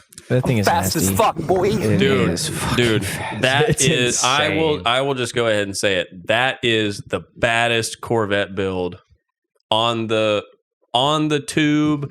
And right. As far as I know, on the internet, period, that's the best one. Hey, I'm not name a better one, dude. I'm not trying to say I would build it just like he did, but like when my S or so much the G35, I want to do the turbo stuff. Like I want to, you know what I mean? That's another thing. Like I don't know if any y'all have seen the Prismite guy. Yeah. Dude, he is amazing. That is that is commitment. That is amazing. Yeah. Anybody that hates on that, dude, they're probably just a hater. We should see if Prism Mike would come on. I bet he would. He stayed with Jared Stacy, pretty sure, right? Going back to, he did stay with Jared Stacy. Pretty sure. But going to Prism, like about that aspect, the man drive like his car to the track 3 hours, like longer than I always go. Like, you know. Oh, I know he's about it. Right. Hey, I'm going to Mid Pond like soon. Like I'm in it. Like I was one of the only people that when he first wiped that car out, because of course it was like it's like Type X. You know what I mean? Yeah. It's like very nice. He wiped it out, took a picture, like the 90s style, like bleeding in front of your car type thing. Right. And when he first did it, everyone was like, dude, no big deal. It's just a shell. You can fix it, blah, blah. And then he started, and like, dude. If somebody told me that, I'd probably punch him. Yeah. Huh? Dog. You think so? What? Like, if like, you got to, he had that car for a long time. No. All right. What I'm saying is, like, people in the comments of that picture of him being wrecked said, dude, don't worry. It's just a shell. You can swap it. And because I'm such... internet spook that I just stayed in the comments and watched, and he started responding to people saying, nah, I'm gonna fix it. Right. Okay. And so all these people started like going after him, kinda, the way they come after me about all the controversial shit I say, right? And dude, right then I was like, he's gonna make a play, dude. And nobody did he not though? No, dude. That is talent. I counted. I'm pretty sure he had like 18,000 followers before. He has like I think either 40 or 60 now. Right. He made a play, dude, nice. and it paid off. And I really respect that. Now, if I the memory aspect of it too, would I redo it? No. I would swap it to another show. But I have other shells. Hey, yeah. I'm not saying if I was in his same exact shoes, I would do that. I could not. Like, I would just I don't know. I probably could if I really tried, but like still, dude, the roof lines up pretty, like everything is coming together and he snapped. But he also, streetcar warrior, man. He was driving that car like 2.5, 3 hours, fucking drifting it all weekend. He wrecked it and still went to an event, right? He drifted it wrecked before he fixed it. Yes, before he took it all apart. Dude. He already bought the ticket. He explained he already bought the ticket. Dude, I don't right there. That's cowboy shit. He's a top G, right? Like that's it. Right. He's a fucking thug, in my opinion. Like what a badass. OG. Andrew Tate, fucking drifting guy. Yeah, man. Like I don't know what you're talking about here, but you can tell me so I know. Well, I have something. The S15 about Jimmy Oaks. That he's building. I want to talk about that first. All right. Did you see it? Because he's got got 3 S15s, but dude, the yellow one that he's building right now. I mean, only 3 drifters I've like could name off the top of my head. I really can't. There's more people I keep up with for sure. But who do you keep up with? What's your YouTube? YouTube like? Honestly, I don't have any. Like What? On Prison Mike. I literally have been checking in on his build just like every couple months. Like, and like literally Honestly, bro, every that's healthy couple as months. I mean, I dude, ain't gonna deny it. you know, I bought that silver car like on a Thursday and I had it going, like put the transmission your brother sold me in it, did the clutch, fixed the whole body, and like made it look how it looks now, just with the fucked up roof. Did you fix that in trans 4 or just days. did you leave the... No third, baby. Okay. The black cars. Well, that's Listen, if that doesn't explain Tyler Jones, I don't know what to tell you. All right, he bought a trans. He knew the third was out in, and instead of trying to fix it, he just threw it in and drove it anyways. You don't need third. It's not an absolute, you know what I mean? Especially, it's a rev up car, so it has that better. What is it that Nissan said that they're more the better responsive? It's got the better. It revs a little bit higher. The better, more expensive motor. Hey, my vert. No. I'm Dude. only saying that because my vert was a rev up. Right, Dude. My vert vert started giving me some weird problems, and I was like, The rev ups will do it. Yeah, I was the like, DEs are the way to go. I don't care who Dude, you are. I unloaded it 2 days later. No lie. Started giving me some weird problems. I was like, nope, not doing that. Bye. I fucking unloaded that bitch. Miss ya. Took it to the auction. Have a good life. That's fine. But yeah, anyway, Jimmy Oaks, the S15. We can put a picture of it. Kevin, you got that. But dude, Hardest it's S15 like on the the internet. Holy grail. Yeah. Of S15s. I swear to God. I'm not big on importing cars, but that would probably be one of my bucket cars to be. And I'm not a fan of yellow. Not at all. I hate yellow cars. Yeah, but it looks so fucking good on that S15. Landon's Mustang. What the fuck, bro? Yeah, Landon's Mustang was originally yellow, and they did the cheapest, like, definitely backyard paint job they could on this bitch. And like, parts of it is starting to fall off Like on a it. So like, it's Type R yellow. Yeah, if you ever look at Landon's Mustang up close, you'll be like, "Damn, son." I guess whenever you're throwing tire smoke and shit, you don't really notice this type of shit, but damn, because like the paint is like literally just falling off in spots. Really? Yeah, but I mean, it noticed. doesn't. Dude, we bought. I like his car. It looks dude, like my it dad's is car, like but nicer. Right. Well, I mean, it's like he just built it over time, and he's made it into what he wanted to, and then like he really just was a cruiser for him, and like his fun car, and then like I took him to the track, and I was like, "You could drift your Mustang," and then he did it. Dude, that's how I suckered Caleb into it too. Dog. He started out with. I mean, dude. 30 angles was ass. Like figuring out the car stock angle, I bet it was stupid tricky. I started out in like S13s, like single cam and dual cam cars. Like my buddies would just let me take their cars in like the rain, and we go to parking lots, and they let me do donuts in them. And like I'm not like tooting my own horn or anything, but like we all ripped the e-brakes up before we actually figured out how to try and drift with the fucking back tires. I already had figured that shit out in the snow, Yeah. So really, I just had to figure out how to control like wheel spin and everything, and like it just clicked. Big shout out to old Dylan and who else? I can't remember who else's car I used to always drive, but dude, I probably am not going to mention exactly the school this happened at, but this certain school has this gnarly turn, and like, dude, like I honestly deserve to go to jail for doing it, because like, dog. And it was raining like a motherfucker, but it was even a single overhead cam coupe, like hell yeah, bone stock, didn't even have coilovers, nothing, open ass diff.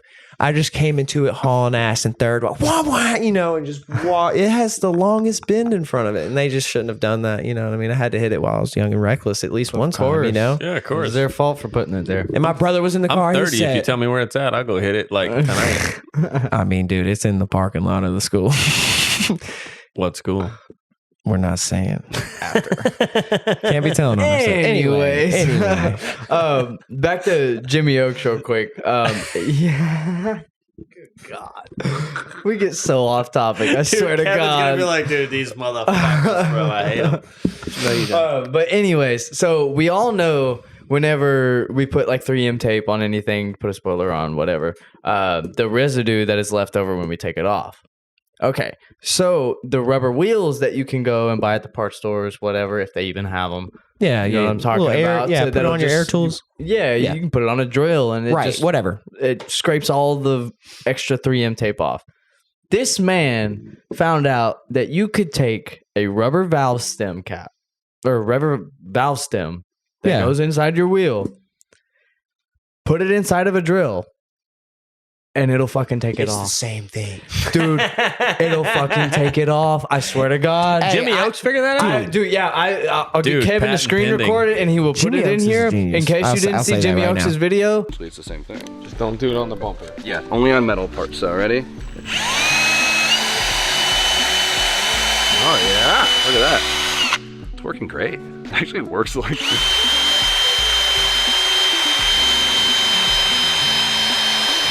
I don't even keep up on that Blew much, my but he's a fucking genius, mind. dude. That's wild. He is a fucking genius. Like, the man, he has tuned so many, and like, apparently dual cam turbos, aren't reliable or whatever everybody else says on the internet talking shit. It all Jimmy just comes Oaks, down to fucking air Dude. fuel. Anybody that says that any motor is shit is an idiot.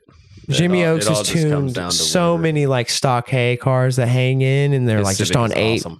Dude, the man tuning like everything, building, tuning, he's just an overall genius, you know what I mean? And Love Jimmy Oaks. I should watch him more myself. And I, just really don't have time, I'm but going to do this in just a second. Okay. But what I was going to say is I am in a group chat called S Chassis Illuminati. And it has like, I can't remember now how many it's at. But when it first started, you added me. I added you and you right, took off. I did take off. Poser. No, I'm just kidding. All right. So 300. Good Dude, answer. it was like good answer. 350 of like, when I say like, dude, like we all know famous people, right? These aren't famous people. These are like people with 20,000 organic followers on Instagram that have cars that are like hard as fuck. Right. For example, S Chassis Loyalty is in this chat and has consistently responded in this chat. That's right. awesome. Mm-hmm. So when I first got added, this guy that started the whole thing, his name's Tyler Curtis. He's cool as fuck. Okay. He added me to this group and he was like, I think this is the hardest S13 on the internet. Right. What a nice guy. Hell yeah. Oh, it was so flattering. You were like, right? oh, Yeah, shit. that Thank makes you, you feel baby. good. Yeah, for sure. Yeah. I was like pumped about it. Right. First Hell time yeah. I ever had a 'Cause- man give me butterflies. What the fuck? Yeah. Right. Man's talking about your car. It's cool. So then I get in there, right? And like you guys, like I said earlier, you guys know I'm kind of like an internet spook. Right? Oh, yeah. So of course, before I say anything, I'm like, then I go fucking see who's in here. Yeah. Or I just go say some crazy shit, right? And I'm like looking, Big CIA dude, or CYA. it was like Jimmy Oaks, S Chassis Loyalty, Nismo Hot Boy. Paul, Paul? Yeah, Do you know yeah. Paul? Okay, yeah. So he's in there. I'm like scrolling, dude. All these big ass names, all these guys that That's I follow. awesome. So you're in a group chat with Jimmy Oaks. Okay, Not this is even just dude. that. This Right. Yeah. Wait. Exactly. Do you know? Do you know? I'm an admin. So listen, I was arguing with Sheesh. someone in this chat, right? And like the guy that originally added me, this guy was like not going after me, but like kind of talking shit to me because of my engine choice, which you guys know the reason for my engine choice. It's not because I'm not like Jay-Z doesn't sound cooler or Barrett doesn't It's the sound same cooler. reason I'm doing it in The my car. reason I'm yeah. doing it is because it's reliable, repeatable, serviceable horsepower, right? Correct. That is my only reason. I don't have any particular, like, I don't even like the way my car sounds. It's just fast, you know? Dude, I don't know. Your new exhaust setup is pretty. I'm not even an LS guy, and yes, I like it a lot. No, he's wrong. It sounds terrible. Anyway, He's so lying. so Needs to be loud. we get into this chat. Yeah, I agree. So we get into this chat, and like, dude, one of the first comments, this guy starts arguing with me, and I was like, well, I gotta tell you, I'm not exactly a 240SX guy. I'm just a car person. All right, I just happened to pick an Right. S13 to be the car that I decided to modify. For sure. Okay, when I said that, the dude that started the original chat made me an admin. Like, I was an admin all of a sudden. Jesus. And dude, I was like, you know the scene when Thanos puts all the fucking things in it like this? I was like, dude, I'm gonna start kicking bitches, you know? All right. So then everybody, because this was at the very beginning, everyone's sharing pictures of their cars, right? So I share a picture of my car, and of course, like my hood's very controversial, and like the hood, you know, they got the scoop. A lot of people don't like it. A lot of people don't like it. That's because they're poor. So it's fine. So anyways, I share a picture of my car, and dude, Jimmy Oaks responds, and he goes, dude, that car has a threatening aura. And I was like, Oh my God. You were like, dude, no, I What you sent said like, earlier, you know, yes. I sent the little like smiling but tear face, and I was Yes. like, dude, hopefully one day we can bang doors at OSW. And he was like, bring it down, baby. And I was like, okay. Please. Now I watch way more Jimmy Oaks than I used to watch. And so, dude, Jimmy I started Oaks watching is him. man, dog. Dude, listen, hate yellow, don't understand importing cars. Don't really like S15s, but I like all of Jimmy Oaks.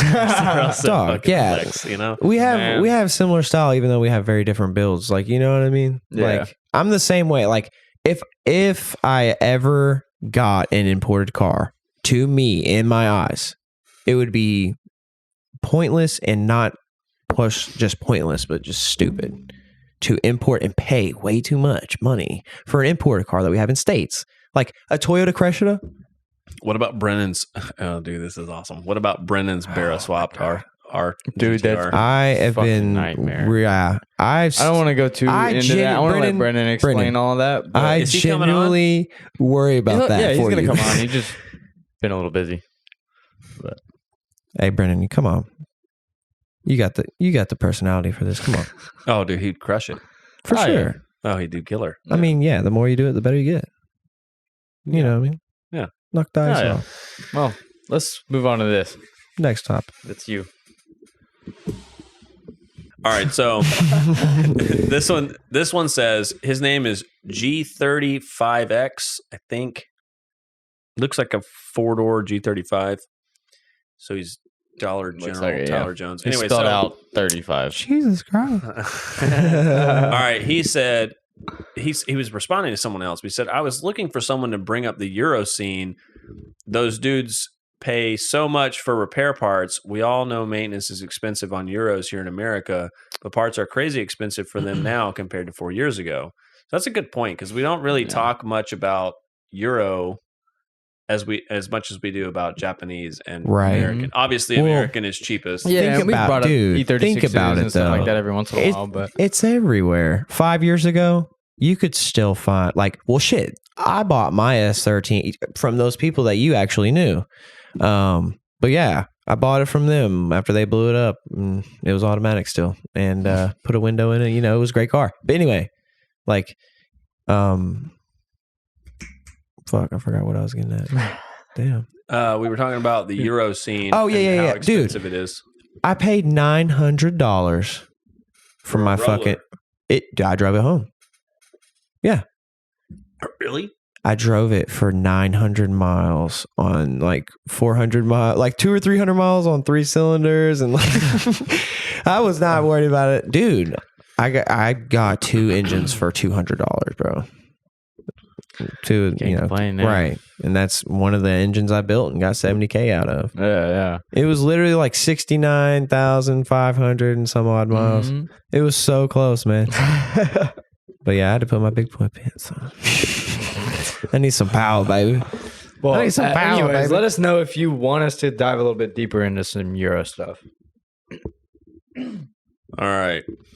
Comment of the hour. Chelsea Denofa says... yeah. Chelsea Denofa said, I have won 20 events outside of FD. For every FD event I have won. It's just a different animal. The tracks are so easy. So it comes down to a million things that usually don't matter in other comps. So when I remember I responded to this and I was like, I appreciate the insight. We thought that it was also the tracks as well as the car, but now I realize that he's saying that the tracks are easy. So I wouldn't have thought that. Because you would think, if you look at the Utah, especially event, a fucking Urbandale, dude, that's a Urbandale, serious balls to they're drive flying, that track, dude. You know, and the last time I threw a car into a corner at 100 miles an hour, I'm telling you, I was like, I don't know. Holy fuck! Am I really doing getting it out of this? And there's no walls near us at that track. Yeah, if you spin out, you just spin out in the dirt, maybe bend a tie rod or something. Nothing crazy. Destroying a tire. So my answer to that would be. We appreciate the insight. We're huge fans, and I don't know. The man can drive really good. Yeah, I mean he's we're just a bunch of grassroots monkeys. Yeah, we don't really know what the fuck we're doing. A lot of these guys, I feel like, are getting mad, and I don't think he's necessarily mad. He's just answering. Yeah, he answered the question. But I think a lot of people are getting mad because they think that just because you have an opinion on something that you necessarily have to be a pro, and that's not true. You can look at grass and tell that it's green, and you don't have to be a fucking seed expert. All right, so that's. I mean, hey, that's a good comparison. I'm just saying. And then he answered somebody else who was talking about how old the chassis were, because somebody was talking about it's because his RTR and the RTRs, the RTR is just a different animal, or whatever people are saying, right? Whatever. It's obviously no shit, dude. A 2,700 pound car that makes 900 horsepower on 315s versus probably whatever the RTR is. I'm sure. Just the fact of thinking of a car that massive weighs it's 2,700 pounds. Compared it's fucking ridiculous. Fuck, boy, so for real. he says Ryan's Corolla is a 13-year-old chassis, which means that the GR Corolla was either R&D'd off that car or has been in the works for a long fucking time, dude. So that's something to think about, dude. That's from Chelsea Denofa. Chelsea Denofa said Ryan, talking about Turk's Corolla is a 13-year-old chassis. No shit. That's some fucking. That's wild. Right. So many people talk about like this chassis is getting worn out. I'm like, change the bushings. This is my favorite part. All right, so some guy with a black and white profile picture named 444XRE. I imagine that the number of letters displays how many chromosomes he has. Anyways, it says he responds to Chelsea Denofa and he says, "From what I've read, these guys kind of just say a lot of shit that might make them blow up due to having hot takes. That just means that we're right." Yeah. What a guy. Yeah, so go fuck yourself. I was going to say. Yeah. Next one. Just tiny clips. So, so this guy says, his name is KJune9. I hope it's okay to use your username. He says, "Yo, when y'all drop merch, tag me. I'm trying to buy some." And I said, "Will do." And I think I said something else also after I went back and talked to you. Word. And then obviously there's merch in the works. And then this guy says, "Talk about off-road rigs," which Travis would be a pretty good tie-in for that, because I don't really know I know a little about wheeling, but not a lot. So he'd be good. You put LS engine in. Also, he is going to come to the first Shakedown event, so that'll be his first drift event, and we could probably put some footage in here. When of him. When is the first? I think I'm going to try and make either maybe the Halloween event. Yes, if I can. I'm going to see if I can. Please do it. For a set of tires. Maybe. And then, so he said, talk about off-road rigs. And then, Old Jeezer, which is dude, that is dude, for his comment, listen to this comment. This is a very fitting name for the boomer. All right.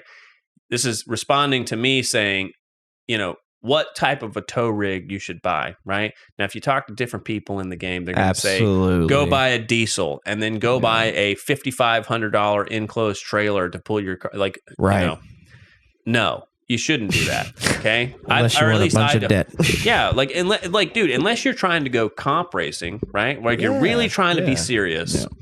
All right, that makes sense. But dude, if you're just trying to tow your rig to the track to go have a good time, go buy a fucking $500 to $1,000 pickup, get you a shit trailer or you rent a U-Haul and tow your shit to the track and go drive.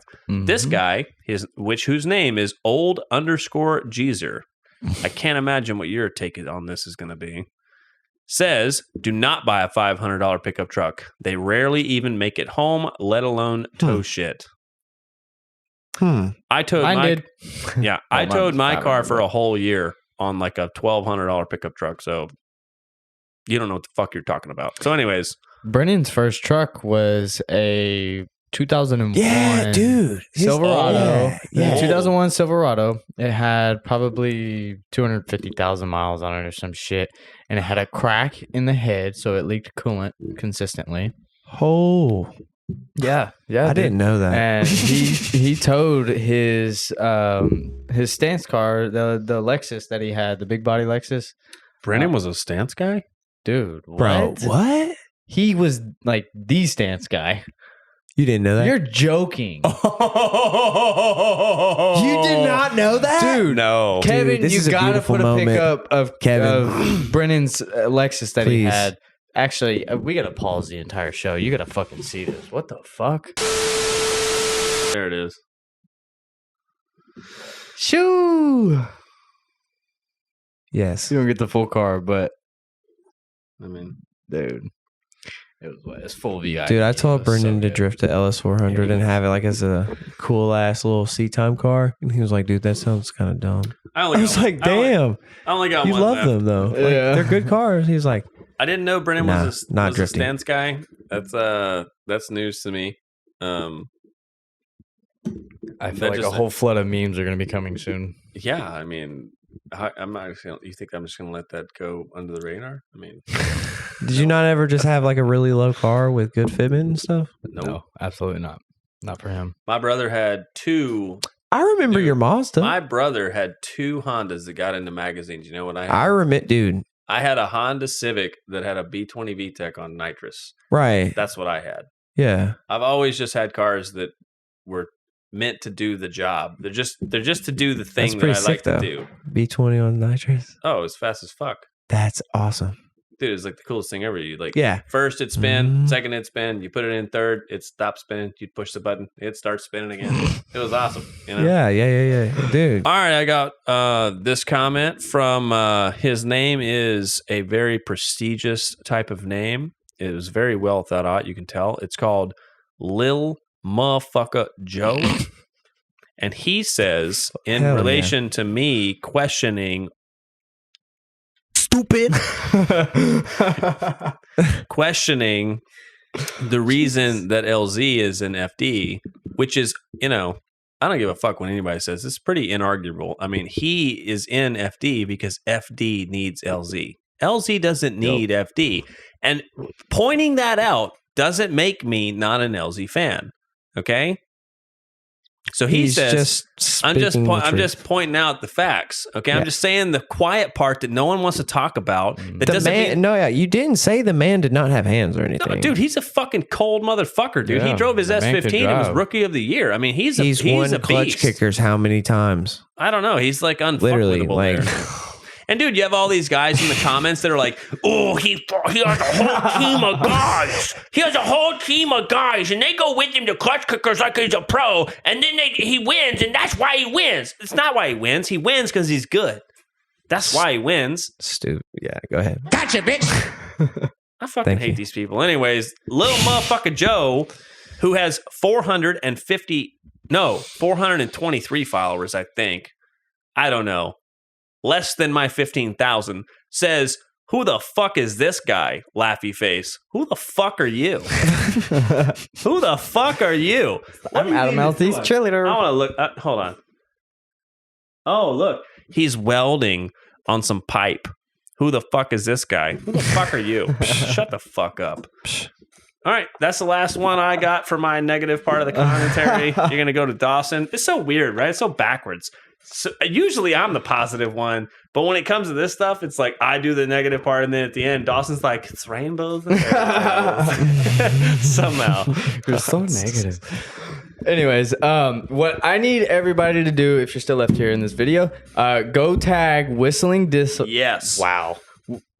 Whistling Diesel in the comments because he's a very local influencer, like within couple miles. Right, he's very close. And he interacted with one of our videos that was about him on Instagram. So we want to get him on. If you guys want to see him on, go drop it in the comments for us.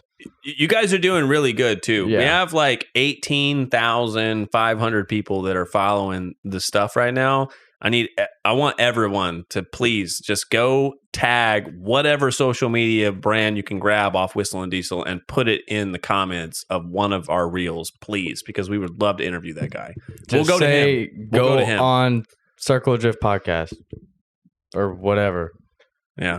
It'd be awesome. Dude, yeah. And then maybe we take him for a ride in my car. I bet he's never streeted. Well, he has his Charger. His Charger's pretty badass. Yeah, the man has done some driving, but like he's probably not done some crazy savage stuff like we have. Yeah. I feel like his most he might have though experience. He's pretty fucking was at the LZ compound when he went with the 350Z. Oh yeah. That was like really the only drift content that I and dude, he looked like he had a really good time. He loved it. He looked like he had fun. And dude, LZ, please, or there's LZ. not and like that's all fine and dandy, dude. When you're buttoning it up around a compound, but like sending it 100 miles an hour down the corner on some back roads.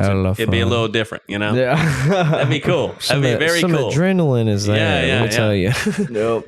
All right. Well, that's pretty much it for this one. So go ahead. Please like the video. Y'all are doing insane. So help us out. This is all free content. So just please help us out, like it, and follow. Like the video. Correct. Comment too. It's free. Like the video. Give us opinions. Yeah. And give us opinions. Hopefully, Stupid. hopefully negative ones so that I can go in here and read your name out loud. We all know you want a piece of fame. Exactly. But that's it. I'll see you guys in the next one. Peace. All right.